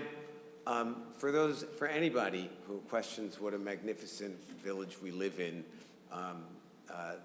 to bear witness to the tribute to our friend Tony tonight warmed my heart, as so many of these events do. Last week, there was a celebration of Diwali, a Hindu festival, that was at the high school. hundreds and hundreds showed up, and if you didn't even care about Diwali, you should go because the food is amazing. And the dancing and the entertainment and the warmth and the welcoming attitude of everyone there, it's absolutely lovely. The Y Gala that Siobhan mentioned, I'm a former Y camper as a boy, and let me tell you something. They raise a lot of money for people who need a little leg up, and you left that night saying, boy, I'm glad I was there. It was just wonderful. Kudos to my good friend, Ramon Hache. The food drive. I was absolutely overwhelmed with the response that this community had to those people in our community who also need a leg up. And the food just keeps coming and coming. And, when this council reached out to our partners, the Y, the schools, the houses of worship, everybody said they were in. And it was an all-hands-on-deck moment. I actually got a call from a couple of people who, we don't agree on a lot of things, but we agreed on this. And they came to the table, and I was absolutely moved by that. It was wonderful. Coming up, the Elder Dinner, again, that Siobhan mentioned, let me tell you something. It's a great event. It's just lovely. It makes Thanksgiving into a season instead of a day or a weekend. Something very important to me, Election Day, that took place yesterday. To all of you who voted, regardless of who you voted for, whether you voted for the referendum, against the referendum, thank you, thank you, thank you for voting. There are millions and millions of Americans who have died so that we could have this right, and there are billions of people around the world who would die to have that right. So I don't really care who you vote for. I am just grateful that you voted, and I am appreciative of that. And speaking of voting, let's take a moment to recognize Sheila Brogan, who has served on the Board of Education for time immemorial. And she does such a great job. No one filed a petition to oppose her. That woman is an icon in this community, and I take my hat off to her. And, oh, by the way, just in case you didn't know, today was Tony Damiano Day, okay? So, and with that, we will move on to our regular agenda. Keith. Thank you, Mayor. I'd like to ask our representatives from Ridgewood Water, Bill, Lonnie, and Mike, if you'd come up. We have this special public meeting first. Oh, I'm sorry. That's okay. You guys, you could make your way up anyway while Heather does that. This way we're saving time, but Heather, the floor is yours on that. Under operations, we have the adoption of the revised Human Resources Manual. These are some of the policies that we have implemented over the last year at the local level, in addition to changes that have been either mandated or recommended by the Bergen Joint Insurance Fund. So Heather's office has worked to incorporate all of those various changes into the manual for 2026. So we'll move on to the special public meeting. I need a motion to suspend the work session and convene the special So public. moved. Second. Okay, hold on. Mortimer? Yes. Perrin? Yes. Whites? Yes. Winograd? Yes. And Vagianos? Yes. Mayor, if you could call to order the statement of compliance. Here we go. This is the Village Council Special Public Meeting. The date is November 5th, 2025. The time is 9:20. Adequate notice of this meeting has been provided by a posting on the bulletin board in Village Hall, by mail to the Ridgewood News, the Record, and by submission to all persons entitled the same as provided by law of a schedule, including the date and time of this meeting. Roll call. Councilmember Mortimer? Here. Deputy Mayor Perrin? Here. Councilmember Whites? Here. Councilmember Winograd? Here. Mayor Vagianos? Here. Comments from the public? Seeing none, I'm going to close public comment.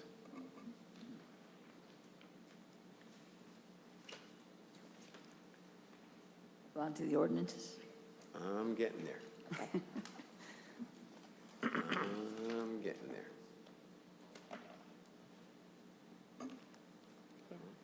Yeah. I didn't have it in front of me. Thank you. I got it. I move the clerk read ordinance 4061 by title on second reading and that the public hearing thereon be opened. Second. Mortimer? Yes. Perrin? Yes. Whites? Yes. Winograd? Yes. And Vagianos? Yes.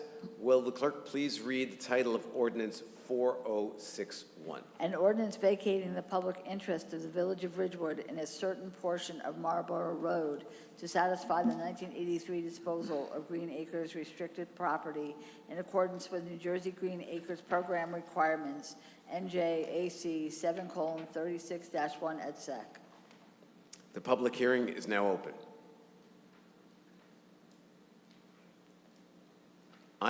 Seeing no one, I move the public hearing be closed. Second. I move that ordinance Wait, 40, wait. oh, sorry. Mortimer? Yes. Perriman? Yes. Whites? Yes. Winograd? Yes. And Vagianos? Yes. I move that ordinance 4061 be adopted on the second reading and final publication as required by law. Second. Mortimer? Yes. Perrin? Yes. Whites? Yes. Winograd? Yes. And Vagianos? Yes. I move the clerk read ordinance 4062 by title on second reading and that the public hearing thereon be opened. Second. Mortimer? Yes. Perrin? Yes. Whites? Yes. Winograd? Yes. And Vagianos? Yes. Will the clerk please read the title of ordinance 4062? A bond ordinance providing for improvements to Kings Pond Park and Playground in and by the Village of Ridgewood in the County of Bergen, New Jersey, appropriating $618,000 therefore, and authorizing the issuance of $587,000 bonds or notes of the village to finance part of the cost thereof. The public hearing is now open.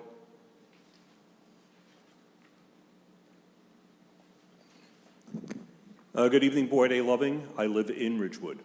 I realize that you're pressed for time here because of the amount of time the initial recognition for Mr. Damiano took, so I'll just fire off these questions very quickly that I have, and then you could respond to them. I'll take my seat, and we won't waste a lot of time here. Question number one, are grant monies going to be used to fund this project, or is this strictly going to be bond money?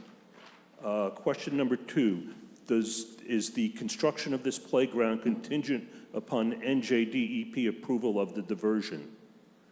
Question three, is a rendering of the playground available, and if so, has it been shown to the people who are going to live directly across the street from this playground? From what I see in the transparency binder, it is going to be a Little Tykes playground. Can you confirm that that is still the case?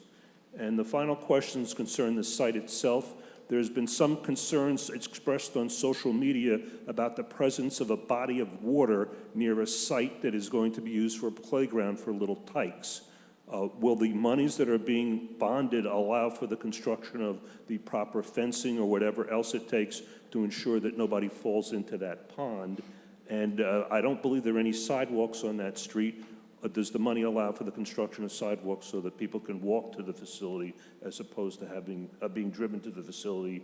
And what other improvements are planned, like an enlarged parking lot or whatever? Thank you so much. Thank you, Boyd. Anybody else? Seeing no one, I move the public hearing be closed. Second. Mortimer? Yes. Perrin? Yes. Whites? Yes. Winograd? Yes. Vagianos? Yes. Excuse me. Mayor, I'll defer to Heather on responding to Mr. Loving. She's been working on this project for many years now. Right, so grant monies are not being used for this. This is all through this bond ordinance. The construction of the playground, you asked, is that subject to DEP approval? While Green Acres has to approve everything that we're doing. If you're referring to NJDEP Green Acres, they are approving each step of the way before it goes to the State House Commission. The rendering of the playground, my understanding is still the Little Tykes version of it. and so we are going to move forward with that. They're concerned with the presence of the body of water. The playground is actually going to be located closer to where the well house is for the water department, but not like set back. There are benches there now. There will be additional seating as well as, it's not a pavilion, but a smaller area that people can go to, small. Gazebo. Get out of, thank you, to get out of the sun, to, if all of a sudden a rainstorm came quickly, to go under there just to get some quick shelter. So it's further away from the pond. I mean, it's right there, but it's not on the verge of it. So I think most people who are bringing children to this playground, which is geared, I believe, for younger children, is that they would have eyes on them at all times. I mean, I realize sometimes parents lapse, but I think this age group, you usually keep your eyes on your children at all times. Sidewalks or streets at this time, that's not planned. And right now, there's no plan to increase the size of the parking lot. Okay. So, May we have a motion? I move that ordinance 4062 be adopted on second reading and final publication as required by law. I second the motion. Mortimer, Yes.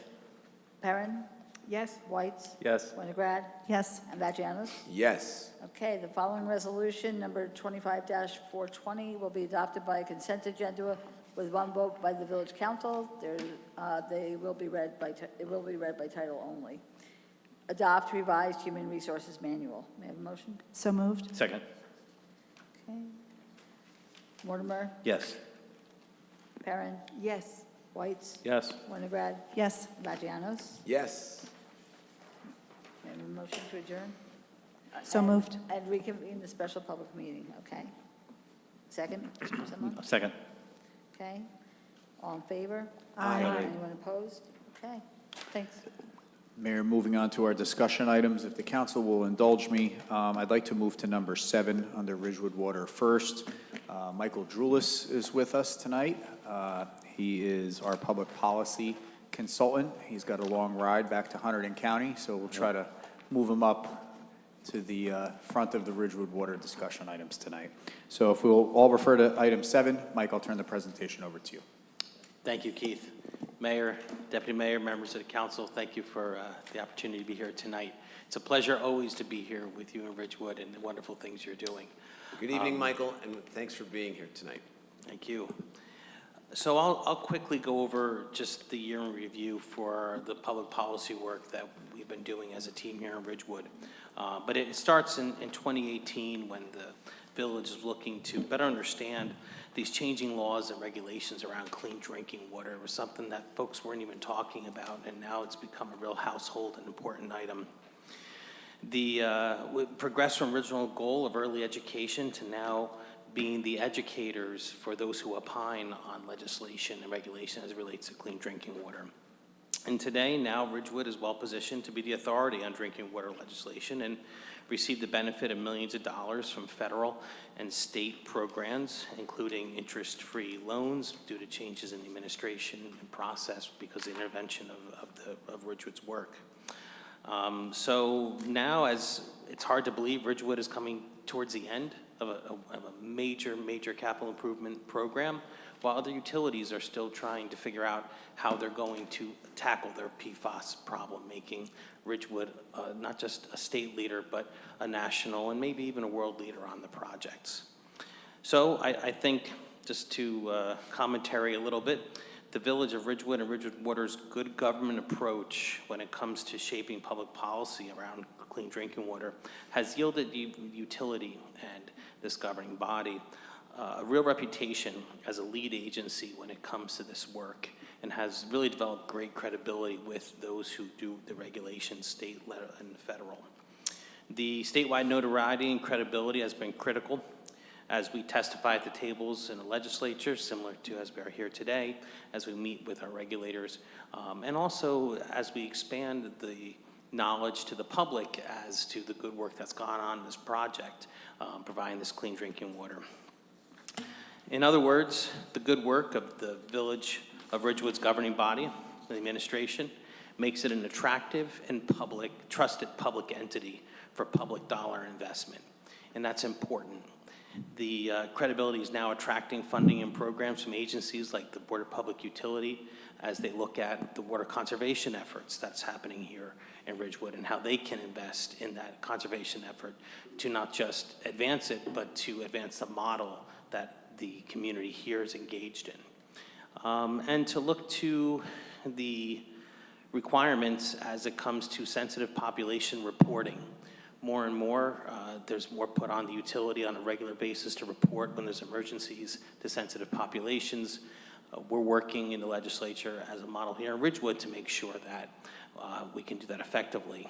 So additional contaminants are being evaluated as we move through changes in clean drinking water by NJDEP, and we'll continue to keep Ridgewood informed, work together as a team, and continue the successes of the past into the future. So I've submitted a more comprehensive year in review. If you've had a chance to read it, I'm glad to take any questions. If not, that's my brief presentation. Thank you, Mayor. Thank you, Michael. Questions? Through you, Mayor. First of all, I just want to thank Michael and his team. Without his professional guidance and assistance, especially navigating the legislature down in Trenton and the United States Congress, the grant awards that we've received both from on the federal side with Congressman Gottheimer and most recently through the efforts of Assemblyman Tully and Chairwoman Swain, Mike was instrumental in helping us navigate that budget process. We were making phone calls at 11 o'clock at night as they were considering the budget appropriations to deliver that $1 million at the state level this year. So I want to thank you for that. One thing that I want you to drill down a little bit, Mike, and I know you deal with this throughout the state and throughout the region, but we are on track to be complete by the end of 2026. Obviously, we're still working with the DEP on the Cedar Hill facility. There was a required archaeological study that needed to be done there, so we're working within the consent order on that. But we're going to be wrapped up very close to the end of 2026. Could you just talk a little bit to the council and more for the public who's frustrated that it's going to take another year to get this done, where we are in comparison to other water utilities in New Jersey? Well, thank you for your kind words, Keith. And just to be clear, we were all on that call at 11 working hard, and you and the mayor, and so thank you, everybody. It's interesting because these plants will need to be completed by 2032 if they're going to meet EPA standards as it relates to PFAS. And that seems like a long time, but it's really not when you think about a 3-year permitting and completion cycle, provided that all the materials and the engineering is all available. And there will be consent orders that come out for those who aren't in compliance. So archaeological digs take dealing with in other communities. It's incredible. That's probably the longest part of any application process that I've ever dealt with myself. And there is a public component, et cetera, that just lingers on. And when it's done, it's done. But I do worry for utilities that are only starting this process now because they're not going to make it in time. I hope that answers the question. So, I mean, smaller utilities, Hawthorne, Hohokus, for example, smaller systems, they're done, right? But these larger utilities, the Passaic Valleys of the world, the Veolias, like, we're way ahead of the curve as far as timing of treating water for PFAS. They haven't even taken the first step yet in some cases. Am I right in saying that? You are. And also, too, anyone who's done a project knows the cost of construction is always cheaper today. And the fact that Ridgewood has done this budget planning and has these projects well underway and has a handle on where these costs are going to be as you schedule them out through your bonding process, these larger projects, the numbers are going to be unfathomable had they started them 5 years ago, 10 years ago. Understood. Thank you, Mayor. I'd like to say thank you, Mike, because your quarterly reports are so informative. on a federal level, on a state level, county level. You know, it just, you really keep us in the know, and I appreciate the quarterly meetings too. Thank you. Yeah, I just want to echo that. I know you don't attend many council meetings, but I'm the guy up here that hates spending money on anything. This is a really worthwhile investment in Ridgewood Water in terms of grant money, in terms of staying ahead of the curve. So I'm happy to vote for this tonight and want to thank you for the hard work. Thank you, Councilmember. Michael, your steady hand has guided us through this entire process, and from personally having to deal with this, and so much of this is beyond me, and you have educated us and helped us through all of this. So thank you very much. This one's a layup. Thank you, So, Mayor. thank you. I also just wanted to say thanks, and also good luck with the archaeological dig. I'm not sure if you're aware, we had to do one of those on one of our potential developments, and it is very long and expensive, so I wish you good luck with it. Thank you. I'm going to gather that from the comments, there is a consensus Yes. on this contract, so we are good. Michael, safe travels home. Thank you, Mayor. Thank you, members of council. Have a good night. Thank you, Mayor. And then I would ask Bill and Lonnie to take us through the balance of the Ridgewood Water portion of the agenda. Sure. Good evening, Mayor and Council.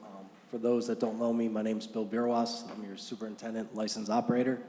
To my left is Yolanda McCullum. We're filling in for Richard Calby tonight.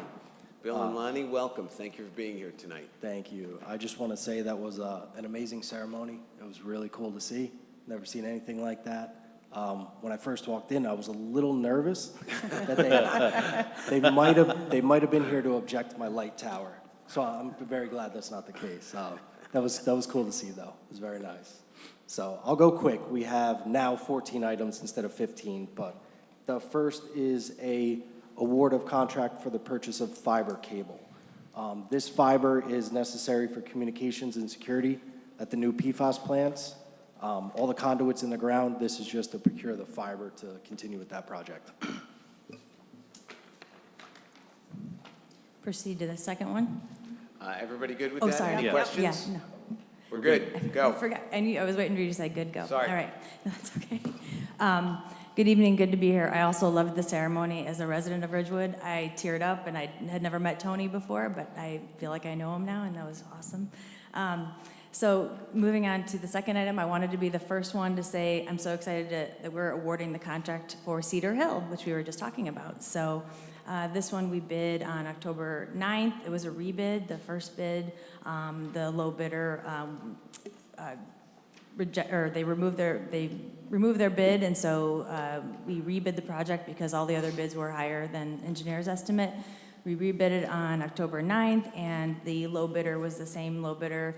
They, according to the law, the bidder withdraws a bid, they shall be disqualified from future bids. So since they withdrew their bid the first time around, we had to again withdraw them, disqualify them, for the second round. Long story short, our new low bidder came in at $14,068,570, which is a little bit over the engineer's estimate. These costs have increased over time, and it's our largest facility. It'll be treating 3.6 million gallons a day. It has 4 large vessels, 2 at 12-foot diameter, 2 at 14-foot, and it's a big one. So we are not super surprised at the price. We're range between 14 and 17 million. So we're comfortable with that, the price it came in at. And Lonnie, could you talk a little bit about the delay in this project that I alluded to with Michael? Yes, I was going to, but since you had already, yes. So this is the one where we did do the archaeological study that was completed, and we were finally able to go forward with the project after things were preserved and all the steps were taken to do the archaeological cultural study properly.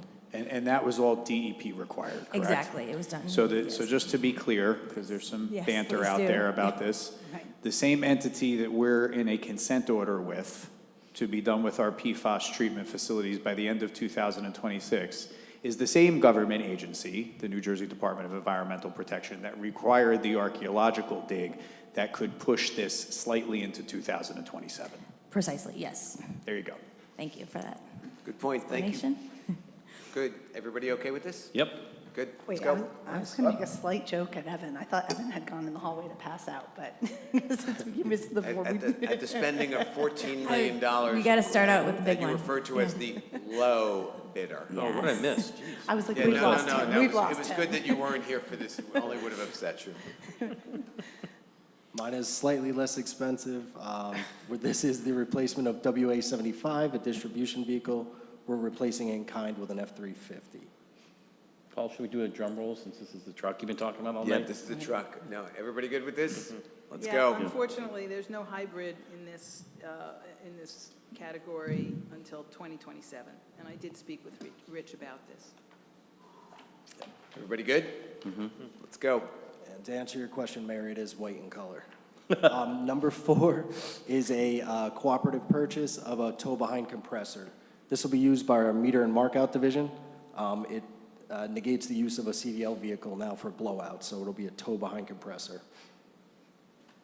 I have questions. Can you just tell me what that means? What does it do? So in order to access the valve to shut off the water from your home, sometimes it's filled with dirt. Presently, we're using a CDL vehicle with a compressor to blow that out. This is much smaller, much easier to tow, and it'll afford more employees without a CDL to be able to blow that curb box out. Like, what's a curb box? I'm just curious about this. That's the shut off to your home. So Got it's it. the large pipe that goes into the ground and then accesses the valve at the curb. Over time, it fills with dirt. So when we come to your home, whether it be an emergency or something scheduled, it tends to be filled up and you can't access the valve. We use a compressor to blow that out. Blow the dirt out so you can reach the That is correct, to turn off the water. Got it. Okay, thank you. So, You're welcome. Anybody else? yeah, I only had one question. Is it new, or is it because United Rent, it appears that, I know it's state contract and everything, but Yes. the name? I just- United Rentals does have a Yes. new sales division. Got And it. they are state contract. Okay, thanks. You're welcome, ma'am. Everybody good? Let's go. Number 5 is from the same company. This is a mobile light tower purchase. Typically, we would borrow this from the OEM division or the emergency management. This is to purchase our own for Ridgewood Water. All good? I think it's a bright idea. Terrible. Let's go. Number 6 is a walk-behind trench roller. Now that we're moving away from lead service lines, distribution is going to be installing water mains. This walk-behind trench roller will be used for compaction to help us achieve that compaction in the road so there's no settlement. Typically, we would rent this in the past. This is to purchase our own. Can you again explain to me how you use this? Yeah, this actually is pretty neat. It's got a remote control. It's got 2 vibratory rollers. You walk behind it.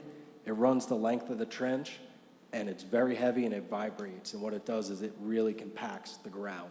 Got, so like you kind of fill it up first, and then this kind of tamps it down? That is correct. So you do it in like 1-foot lifts, pull it out of the trench, do another foot, continue going. When you run this, would you bring Frank by? Because he was really liking this. Actually, I would. I know. And Everybody- I understand the life expectancy of this vehicle, this equipment is about 10 years. Yeah, I would say it's in the 10 to 15-year range. That's accurate. Everybody good? Yes. Next. 8. Number 7 was Morford Drulis. You guys already saw his presentation. So number 8 is the budget review by Raf Tellis. This is a third-party review of our budget. As we know, that's extremely complex. It's a third-party review. It used to be done by, in the past, Howard Woods. It's now done by Raf Tellis. Everybody good? Yep. Yep. Let's go. Number 9. Oh, this is security. I'll take this. All right, so this is additional money for security improvements at the Twinney facility. So this is a new IP camera and electronic door hardware. So it's additional money. We didn't foresee this particular doors needing this hardware, but it is, in order to improve these doors, we had to add new latches, new panic hardware to work with our electronic system. So it's an additional award. I think it's great for the security. My question is, who monitors it? Is it the police or is it? It's SCADA. So that's our central SCADA division. That's back at water headquarters, 24/7 surveillance. Got it. So you guys monitor the security of everything as well? Yes, if they get an intrusion alarm, then the camera would come up. They'd be able to see and alert the police. Police also have access to our camera system. And Frank, I would recommend that you take a tour of the Ridgewood Water Facility because the SCADA system and the screens and the 24-hour monitoring is really, it's very, very impressive. Yeah, I'd love to give a tour. Yeah. It is like a Mission Impossible room. It really And is. I'm happy to report to the council that I did take a tour before I was sitting on the council. Oh, good. So I could meet with Rich. So I did see, it is fascinating. It'd be kind of neat if we maybe had facilitated once a year where the public could come in and take a tour, because it is amazing how high-tech it is. Okay, next. So the next two are written as change orders, but they're not. They're additional awards. So the first one is for concrete paving. This kind of goes hand in hand with all the work our distribution team has done over the year, and a lot of main breaks, a lot of backlog of sidewalk and driveway apron repair. So we needed an additional award to get us through this year. Next year's budget will be, I think better thought out. I think we underestimated this year because we didn't anticipate so many main breaks and so much extra activity on our main to curb replacements that we really tackled. So that's the sidewalk. That's the sidewalk and concrete one.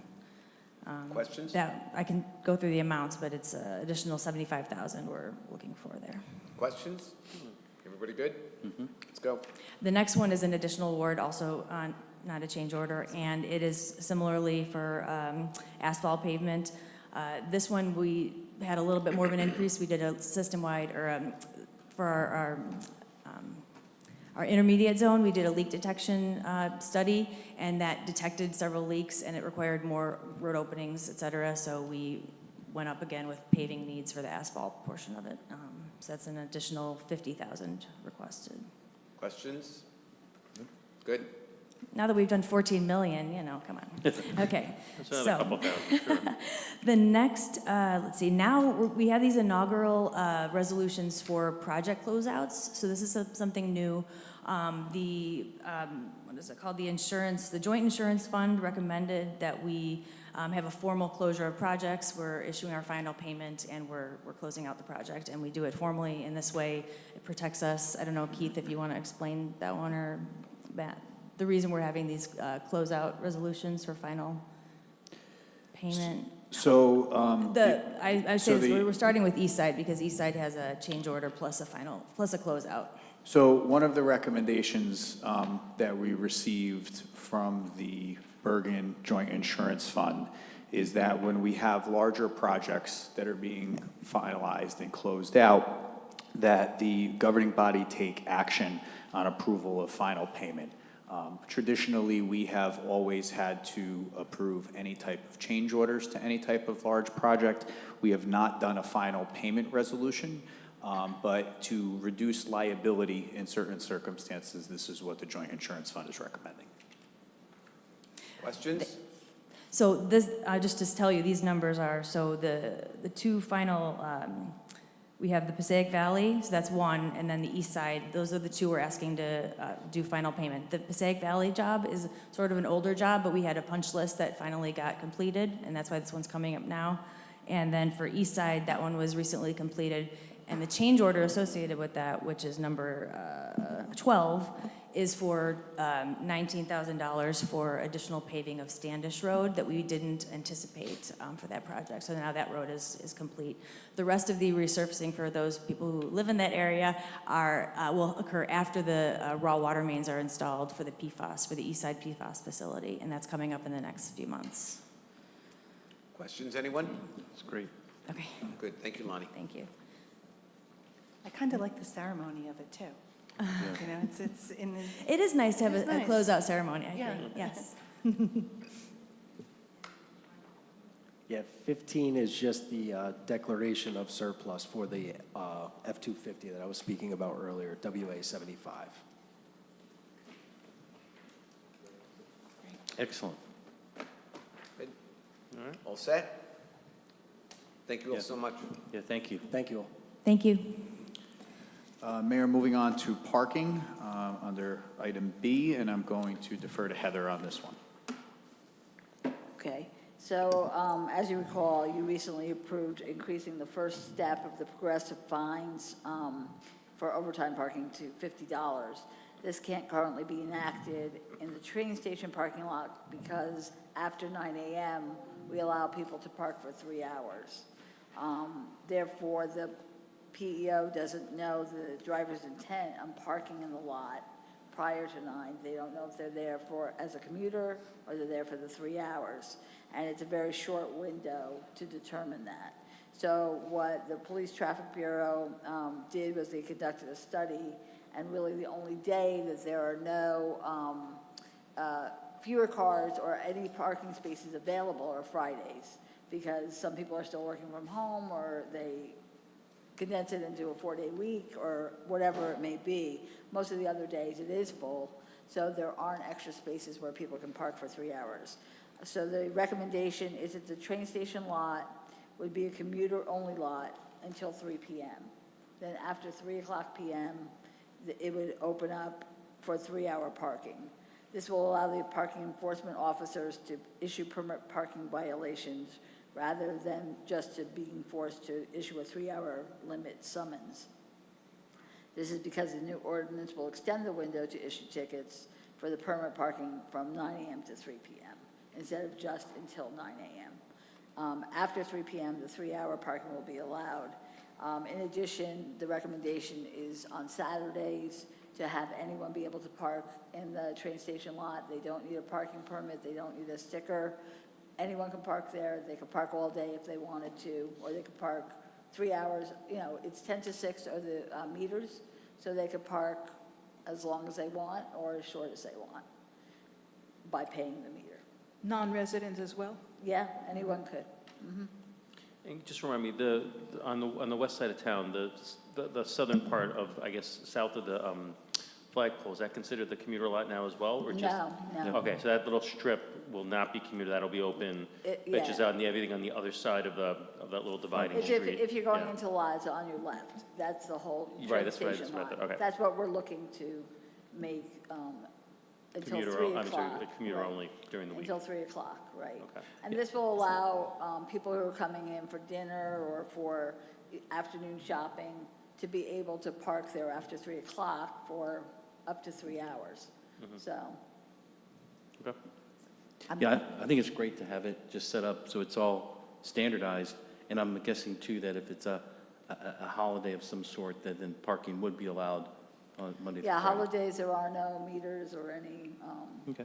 kiosks to be paid or, so yes, parking is free on holidays, on federal holidays. And Sundays, too. Correct. Yep. Correct. Yeah, I think this is great. And it's very clear then too, if I didn't know and I saw, oh wow, there's this parking place here, or I'm coming from another town even, and then I look and say, oh, it's only commuter parking, until It's 3 simpler. o'clock, it would dissuade people from parking there. Everybody good? Yep. Okay. Let's go.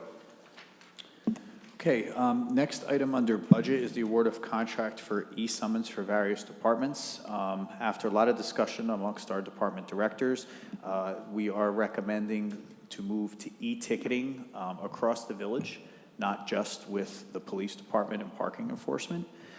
So there is a memorandum that's been prepared by Erica Will, our court administrator, delineating that process, and that we would be moving from 26 licenses to 67 licenses that would amount to a $9,500 increase in the contract from this year to next year, but it would effectuate all of the departments that are legally able to issue tickets. So they'd all be e-tickets rather than some handwritten and some from the police department and parking enforcement being electronic. I didn't understand the third line that says, Mobivent is offering 67 licenses for $30,000. This includes e-ticket and e-summons. What's the difference between e-ticket and e-summons? It depends on how it's being distributed. So, for example, if you're in a vehicle and you're generating that ticket in the vehicle, for example, parking enforcement, that's issued one way, whereas an e-summons would be issued by the billing department or the engineering department. Fine. Yeah. I fully support this because when you look at reporting in criminal justice, that most things get overturned because it wasn't filled out properly. And that's why in the education of that, there's a lot of courses and books on report writing, as simple as it sounds. So to me, what I think this is worth it is that when a summons or e-ticket is written, that those mistakes will be eliminated, and therefore those can't get thrown out on a technicality. So I fully support this.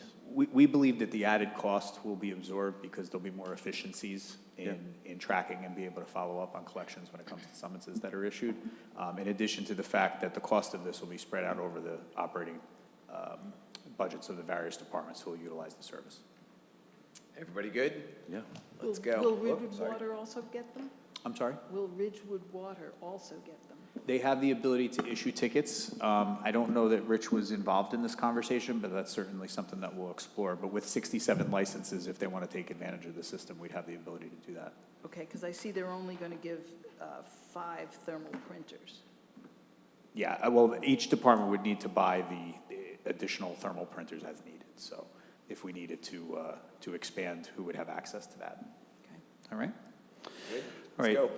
The next is the annual RFP for program instruction for the Recreation Division. There are 2 contractors that are new, 2 vendors to provide this programming through the Recreation Department, and the balance in the resolution are exercising their second-year option for 2026. Everybody good? Yeah. Let's go. Okay, item 3 is the proposal from Suburban for the professional engineering, landscape architecture, and environmental services for the Zabriskie-Shedler Park Development Project. As you can see, this covers the field investigation and project coordination, covers preliminary design, covers final design. It also covers all permitting services, whether they are required or if they are required, and then you have bidding services listed in there as well. This does not include construction and inspection services for the actual construction part of the project, and it's a not to exceed $233,000 for what I just described. The other thing I want to mention too is that this would allow Suburban to begin their work as we complete the remediation of the berm and some of the other areas on the Zabriskie-Shedler property. We will actually be having a community meeting downstairs in the youth lounge at 6:30 on Thursday, November 13th, where Matrix will present to any interested residents or interested parties in the village what the remediation process will look like. Their report has been submitted for review by the NJDEP to Tom Farrell and the Division of and the Bureau of Solid Waste. We're hopeful that we will at least have feedback from Tom or a final sign-off from Tom by the time of that community meeting. But as we promised, once Matrix finished their report and submitted their remediation plan to DEP, we would meet with the residents and interested parties to let them know what is happening. So that process will happen first. Once we have approval from Farrell, we'll be able to prepare the bid specification for the remediation piece. We anticipate that that will hopefully go out before the end of the year. And if the weather cooperates, we'll be able to commence with remediation sometime early next year.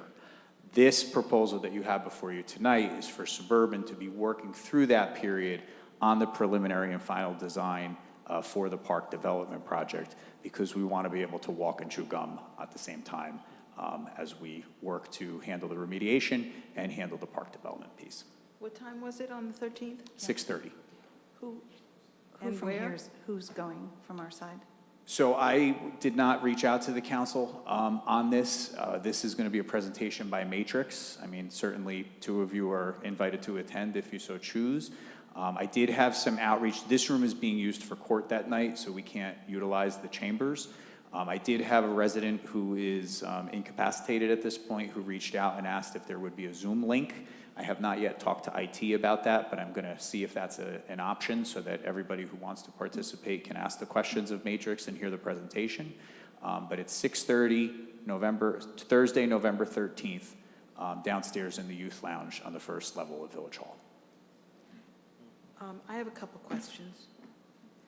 On the first page, the first 2 at the bottom, the first 2 bullet points, They talk about designing the construction of new asphalt driveway from West Saddle River Road, extending around the historic house to the parking spaces, and a parking lot further to the northwest of the property.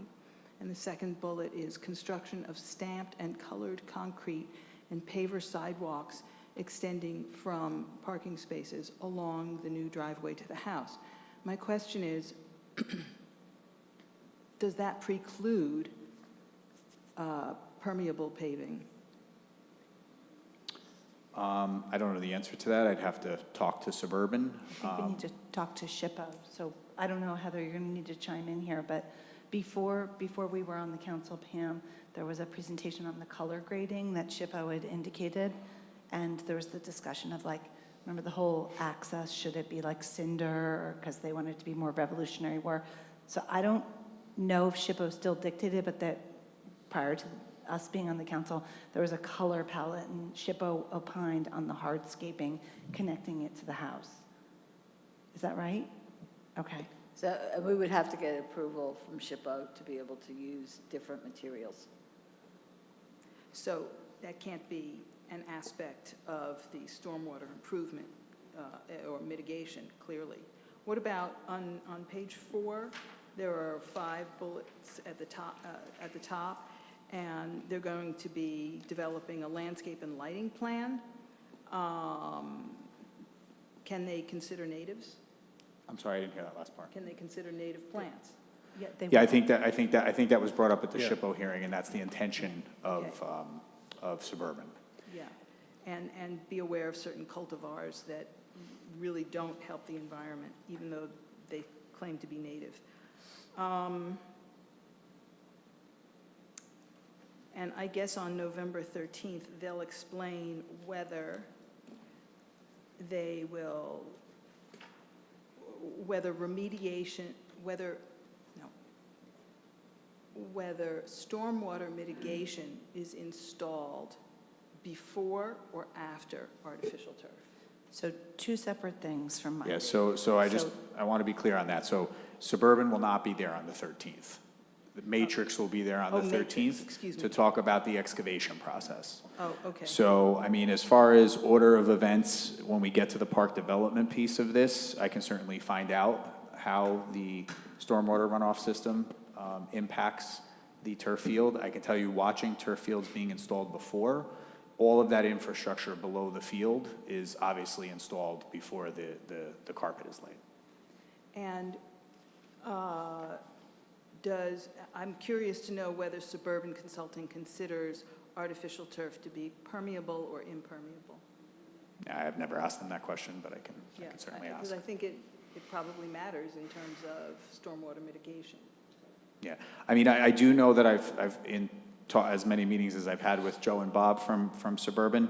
You know, there are very specific engineering criteria when it comes to the stormwater management below a turf field that they have to follow. I can get more specifics on that from them and share that with you, Deputy Mayor. But I do know that there are very specific criteria to be able to establish that runoff area underneath the turf field.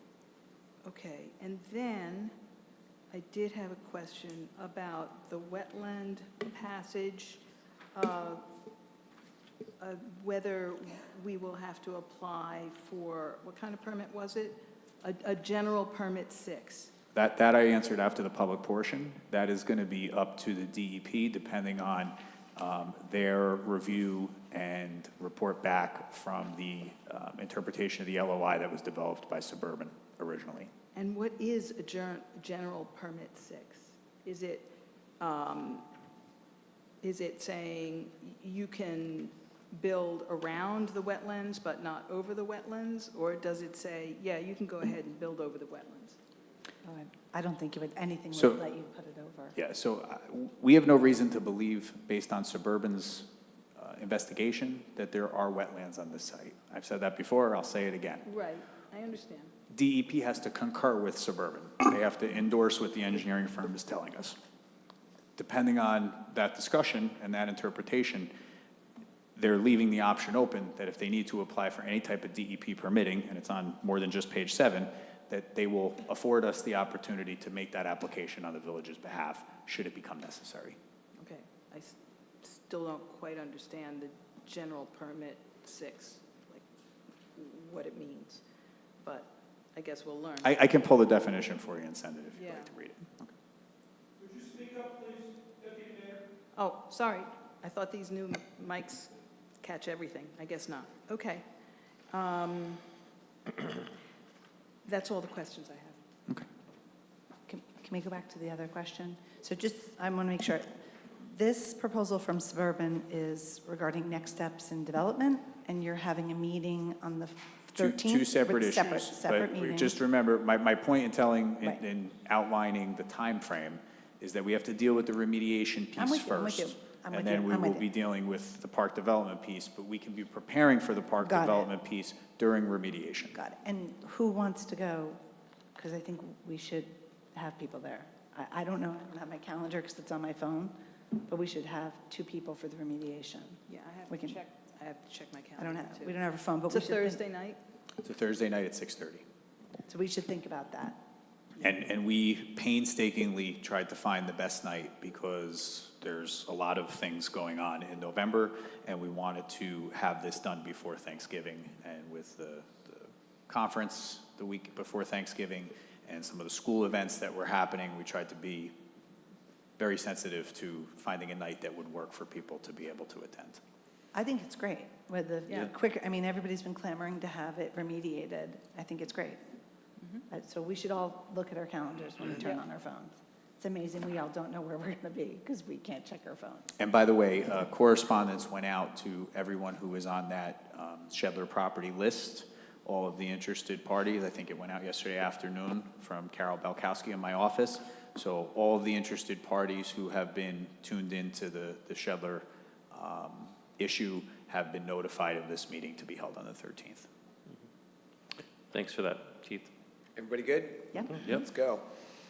Okay, the next item is the award of professional services for the physician for the Child Health Conference. This is something that the village does jointly with Glen Rock and Fairlawn. Dr. Nowicki has been with us for over 15 years. Rate is $200 per hour for a maximum out-of-pocket of $2,000 for each of the municipalities who are involved in this endeavor. Good. Next issue is Valley Community Health. They've submitted their 2026 Community Program Services bid and provide nursing services for communicable diseases, investigations, child health clinics, adult health clinics, school audits, and flu clinics. The maximum out-of-pocket for the village on this is $15,317. All good? Let's go. Next is a shared services agreement for the styrofoam densifier. This is the municipalities that are outlined that we have shared services agreement with at this point includes Hohokus, Fairlawn, Garfield, Oradell, and Glen Rock. And at this point, we're looking to add Franklin Lakes and Washington Township to that list. That's great. Good. Let's go. Okay, next item is a 2025 budget amendment, insertion of revenue into the budget for the Department of Human Services, Division of Mental Health and Addictive Services, New Jersey grant, and that comes out to $1,126.80. Next is a similar request from Bob Rooney for the New Jersey Department of Human Services, Division of Mental Health and Addictive Services, a secondary grant for $3,380.59. Good. This is just ministerial to add it to this year's budget. Next item is a community development block grant item from the county. This is to accept a $75,510 grant for Carlisle Terrace sewage pipe road improvements. You'll remember that we became grant eligible for CDBG for the first time in one section of town, and this is another $75,000 to do that sewer work in that section of the village. Love the sound of that. Yep. All right. Sewer? Shall we? Next item on the agenda is from the Recreation Department, and this is for the Municipal Alliance Grant for fiscal year 2027. Municipal Alliance grant reflects an amount of $4,507.18. And the Recreation Department is looking for authorization to pursue. Let's go. Okay. Mayor, I think, do you want to recuse yourself from the next item? 11 and 12 are actually the same item, so we're going to talk about it as number 12, but this involves down tree service. I'm recusing myself from both of these matters.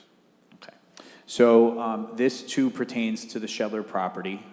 We know that the site remediation will be underway within the next few months.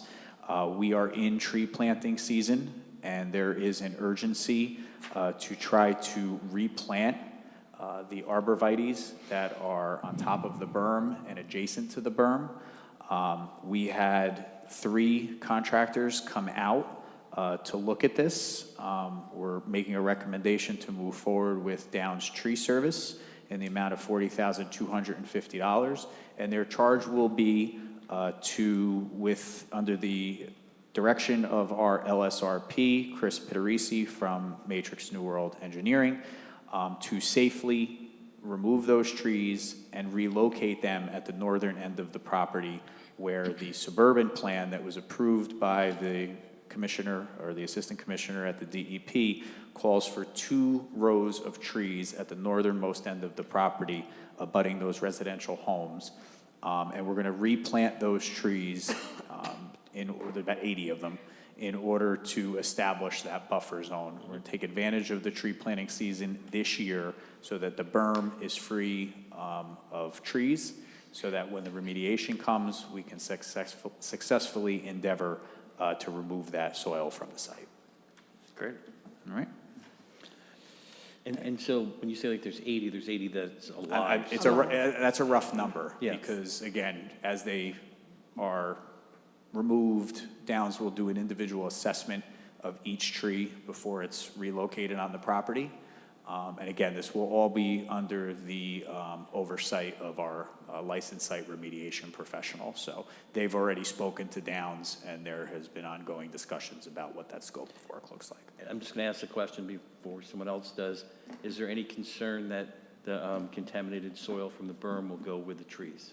No, there are very specific instructions that have been provided by the LSRP of how they clean the root structure, what's left of the root structure of the tree, what type of precautions Downs will have to take, which Downs is clearly aware of the situation that we're dealing with the remediation effort, but they are confident that they can, in a effective way, relocate these trees without concern about contamination and try to give these trees new life on the other side of the property.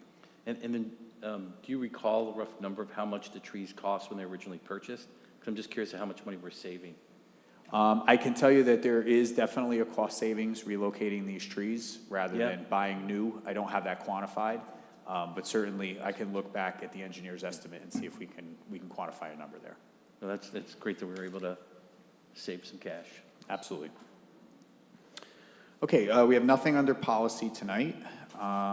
Under operations, we have a memorandum to accept a donation for planter pots in the Central Business District from the Ridgewood Guild. They've donated $2,700 towards that purchase. How appropriate that that's on the agenda. Keeps giving. Siobhan, do you have anything you want to add to Yeah, that? I want to say thank you to the Ridgewood Beautification team that partnered with the Guild and created an awareness that we needed additional funds for beautification. I want to thank Tony, who worked with us and some of the interns to have people understand that the more beautiful downtown is, the more likely it is to lead to commerce, and it is just such lovely timing, so thank you, Tony. Let's go. The next item is for the removal of the abandoned underground fuel storage tanks over at the North Walnut Street lot. Unfortunately, our claim was reviewed by the Environmental Joint Insurance Fund and was denied. However, the EGIF attorney, Peter King, has made a recommendation that we pursue a $10,000 grant in order to try to recuperate some of the funding that was utilized to endeavor in this project. All good? Yeah. Let's go. Okay. Next item on the agenda is from Sean Hamlin, our Supervisor of Sanitation and Recycling. Back in October of 1993, the village tragically lost one of their employees, Ronald Fisher, in a motor vehicle accident as he was collecting solid waste as part of our sanitation team. The 30-year anniversary of Ronald's passing is upcoming, and Sean and his team down at Sanitation are making a request that we acknowledge Ronald's death with a tree being planted at the location on Godwin Avenue, that we have a acknowledgement at our November 12th council meeting, some words by the mayor, a moment of silence, and an invitation to join us in the spring of 2026 for an official ceremony. In addition to that, they're requesting that a memorial tree and a plaque be installed by the Shade Tree Division at Habernickel Park. And they're also looking to put a plaque at the DPW garage honoring Ronald's memory. Can I just ask, I don't know if he has any family we could reach out to or any connection? So the family's So- cross-country, but Sean has made attempts to reach out. Okay, as long as they're aware, and maybe we could see if there's a way to, let them be a part of it or at least see it, but I'm very supportive of this. This is always important. Absolutely. And Mayor, go. that concludes my portion of the agenda. Good, let's return to public comment.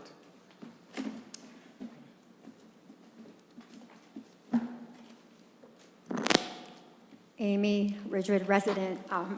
Keith, you literally just lied again.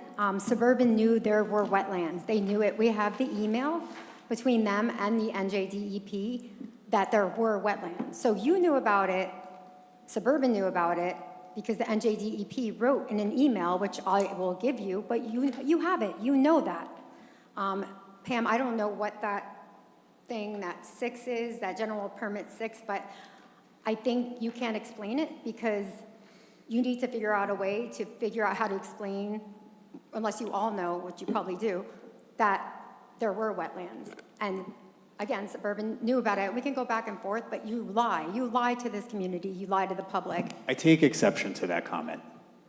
Okay. I take exception to being accused of lying. I am not lying.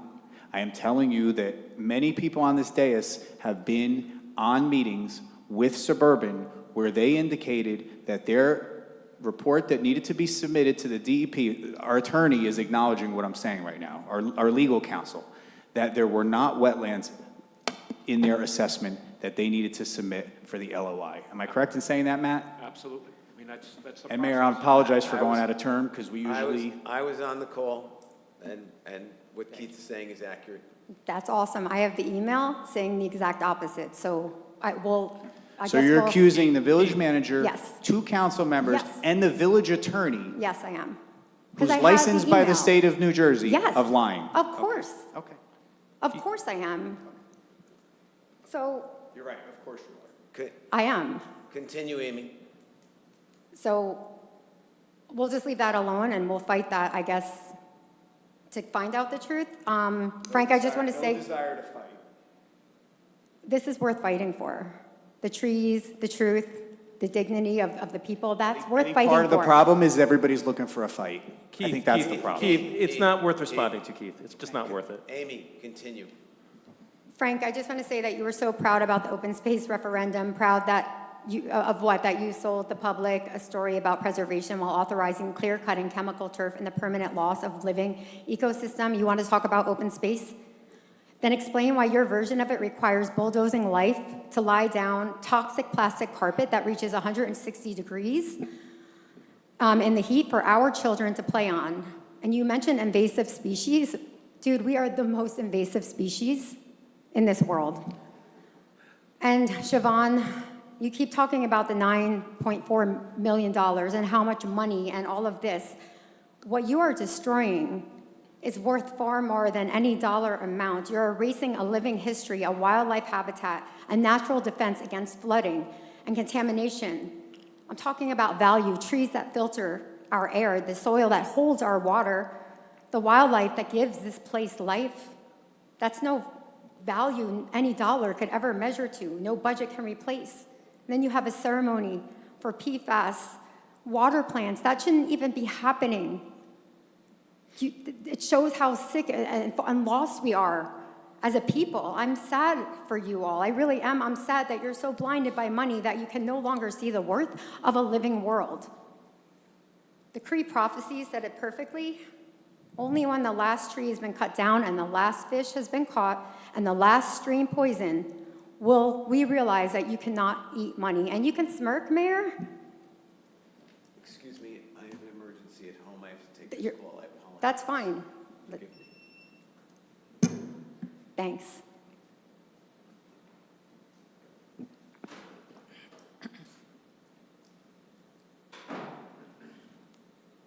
Cynthia O'Keefe, Ridgewood resident. So I think what is concerning, and I guess when I came up before, I was asking the question, when did you know there were wetlands? But, you know, you're saying that you didn't know. So then you're not privy to the documents that we've OPRA'd between the NJDEP and Suburban. Some of the players are Russ Kamara.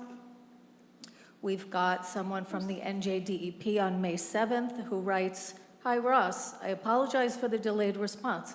Myself and my supervisor were able to complete the site inspection and found small isolated wetland behind the building. See attached markup. Since we will not be able to issue the LOI, presence, absence as absent, please let me know," which means wetlands, right? "Please let me know if you would prefer to withdraw the application and apply for either an LOI verification or a freshwater wetlands general permit number 6, which is Am what I you're on that talking email? about." Huh? Through you, Deputy Mayor. Am I on that email? I do not see you on this email. but Is that any doesn't- member of this dais on that Well, email? hold on a minute. This is my public comment. So you will yield to my time. When I'm finished, you can ask the questions. How's that? Is that fair? I see you're very angry.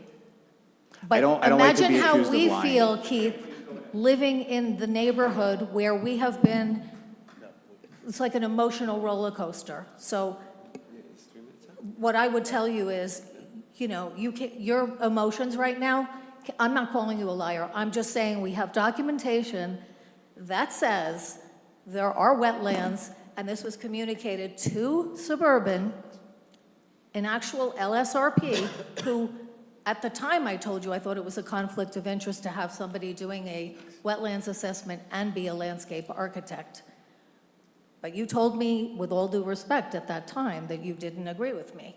So now we have this, Matthew S. Poppin is here, permitting manager, he's on this email. So the way I look at it is, it doesn't really matter whether you're on it or not. It exists. It exists. And, you know, when you OPRA'd all the documents from the NJDEP, all the people who wrote the letters, all the neighbors you had in the first application, you know, thousands of letters or hundreds of letters, and the people that signed the petition, you OPRA'd all that. So the village is also capable of performing OPRAs, right, on documentation between somebody that has a fiduciary relationship to Ridgewood. So I'm not accusing anybody. I'm just saying these emails exist. So we need to get clear on why this wasn't disclosed to the village.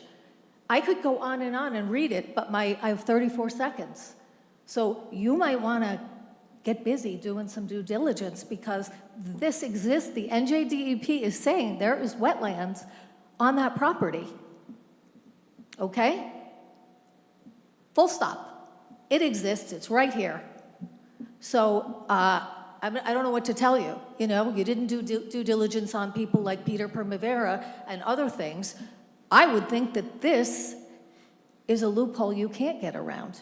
And I would expect some answers next week at this matrix thing that you could tell us about the wetlands, because they do exist, and the NJDEP says so. Thank you. Thank you. Anyone else?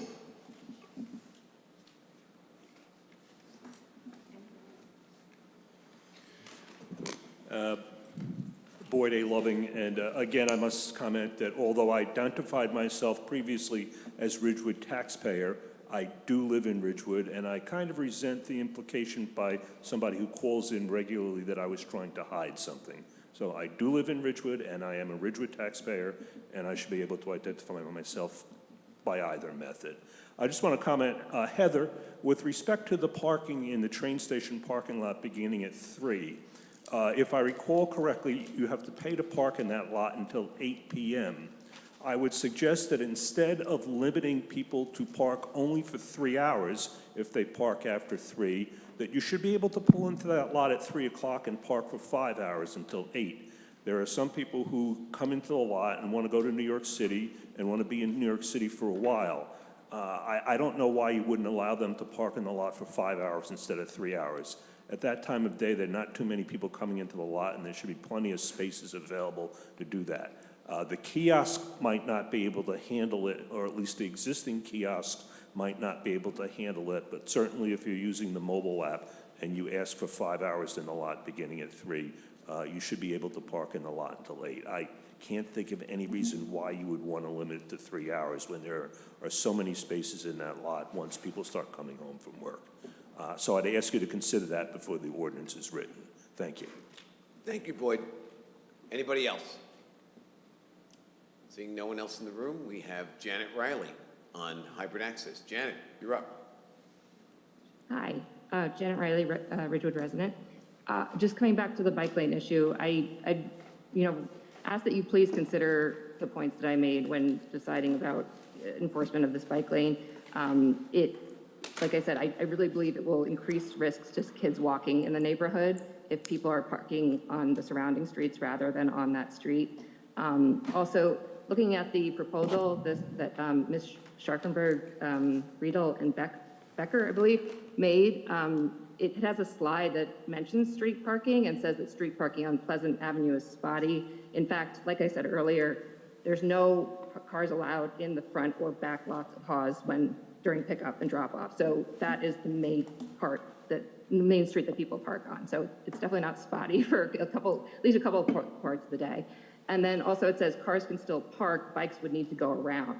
So it seems to me when this proposal was made, there was an understanding that people would be allowed to park on the street still. And so I'd ask if you could please clarify at what point it was decided that people wouldn't be allowed to park in the bike lane, and if there was any outreach to the community about that decision, because every resident I've spoken with and every person at Hawes doesn't seem to have been made aware that they would be losing parking on that street. So if you are going to be enforcing it, I would really ask that you please give people notice and give them a chance to respond, because I think most people are not aware that this has been decided. It was kind of sprung on them without their consultation.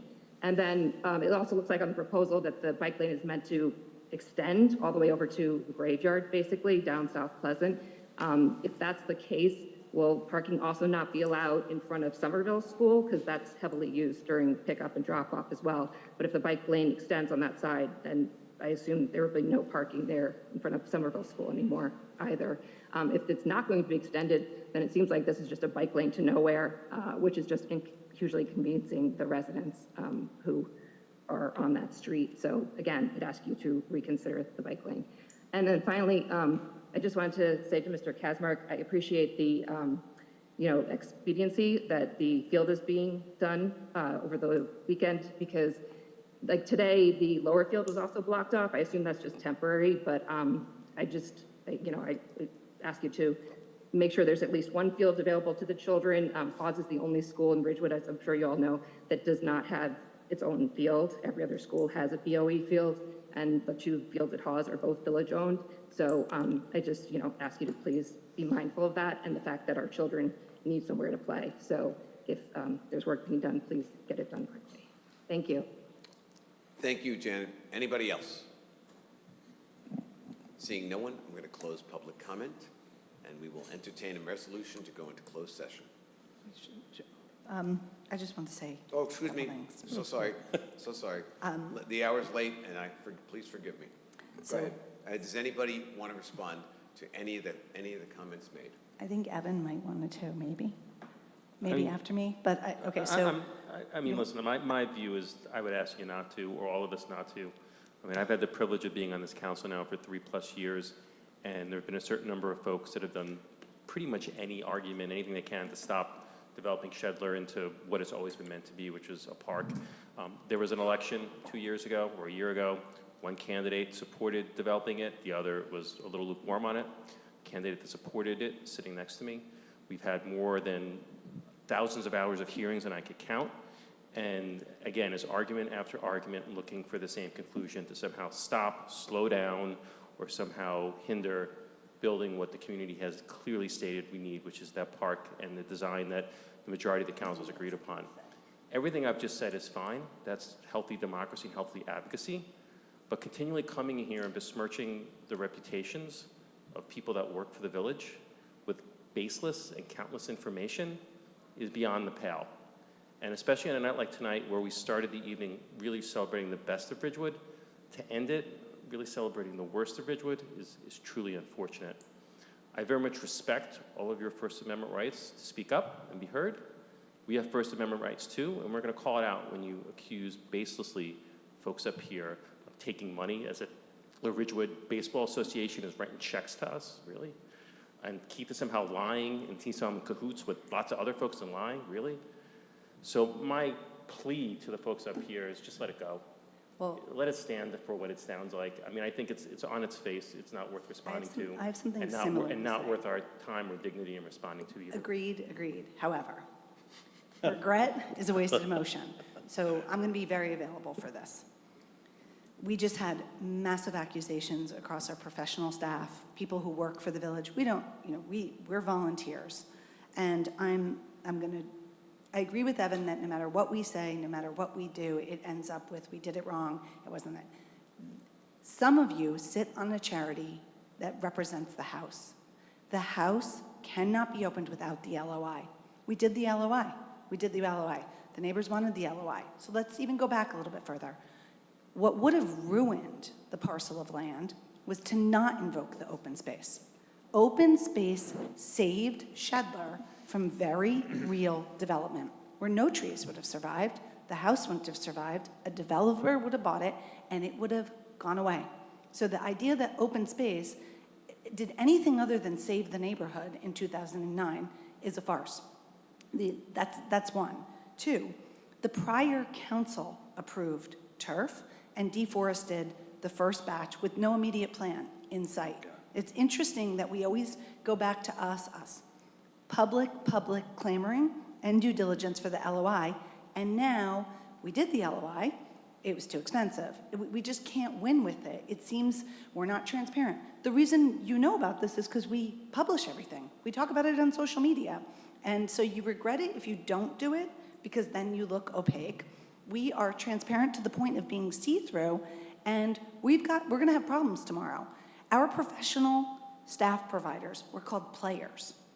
Highly technical people who do massive amounts of business in the state of New Jersey, we're called players. We're told that we're ruining a parcel of land through open space, and open space actually saved the neighborhood. Can you imagine if it had been housing? Can you imagine if it had been a gas and sip? There'd be nothing there. We just saved 80 trees to replant them, and that's not going to be good enough. What's most upsetting to me is it sort of doesn't matter. We delineate, we print timelines, we do this, we publish, and it just ends in a personal insult. I take deep offense to Keith being insulted. Everybody has their First Amendment rights. The idea that we can't push back, that's a farce too. Just because we sit up here, we will maintain decorum, we will maintain decency, but we were elected to have words. I don't appreciate, I understand you can do it, how our professional staff was treated. And the next time all of the meeting attendees see 0 bids, 1 bid, it's because statements like that are dissuading people from wanting to do business in Ridgewood because their professional standards are attacked repeatedly. That's it. So I will have regrets tomorrow. Through you, Mayor. First of all, Nobody took my advice. I did. Thank you.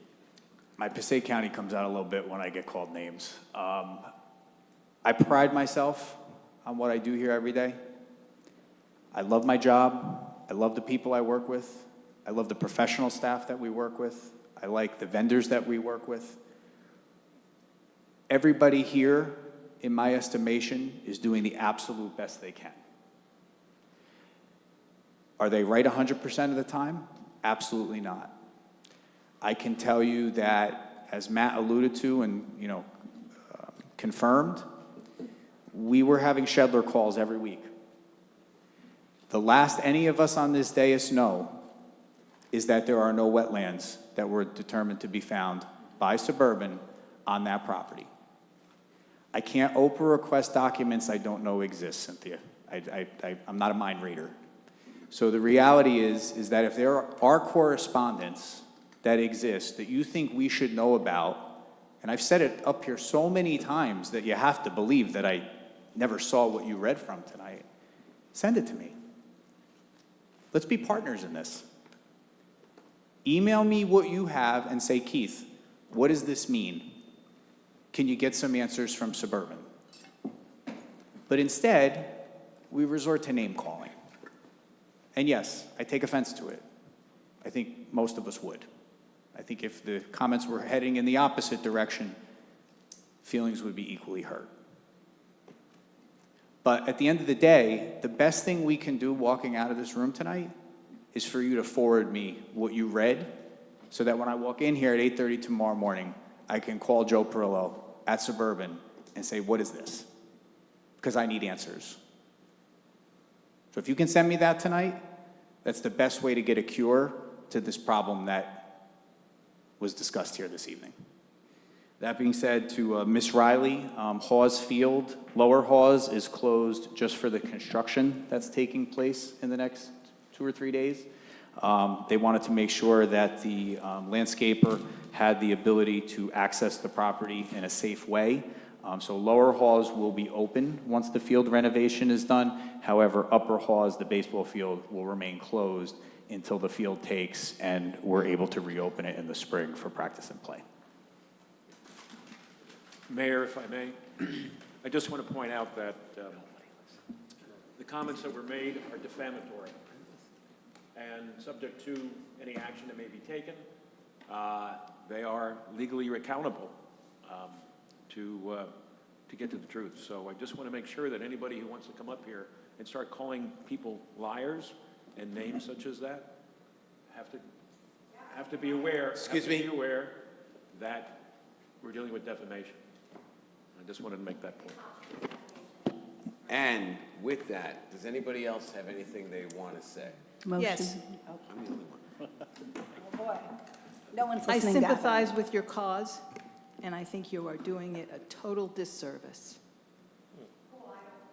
Excuse me? Anybody else from the dais? I think let's return to how this day started and remember that this room was packed with standing room only, and what a positive feeling that was. And as I mentioned in my comment about open space, that's the silent majority. They were here for positive, they're here to support us, and when we walk out of here tonight, let's remember the amount of love that this council brought to the village and sent it to somebody that has actually done something to help our town. With that, I say motion to dismiss. Second. No, I have to do a resolution. Adjourn. Be it resolved by the Village Council of the Village of Ridgewood that the Village Council meet in closed session on November 5th, 2025 at 7:30 PM or soon thereafter as the matter on the agenda can be reached, and the said closed session be held in the caucus room on the 4th floor of the Ridgewood Village Hall, 131 North Maple Avenue, Ridgewood, New Jersey. Be it further resolved that the matters to be discussed in closed session are limited to personnel matters to include personnel, PBA, and PBA SOA negotiations, tax assessor's office, and legal matters to include affordable housing, village planner, and Shedler property. These matters are allowable under NJSA 10:4-12 ed sec. Be it further resolved that the minutes of this meeting shall be made available to the general public when such matters have been deemed completed by resolution of the village council. May I have a motion? So moved. Second. All in favor? Aye. Anyone opposed? Okay, thank you. When do you leave? That's exciting. Now, is this the one where you're going with your daughter? No, I would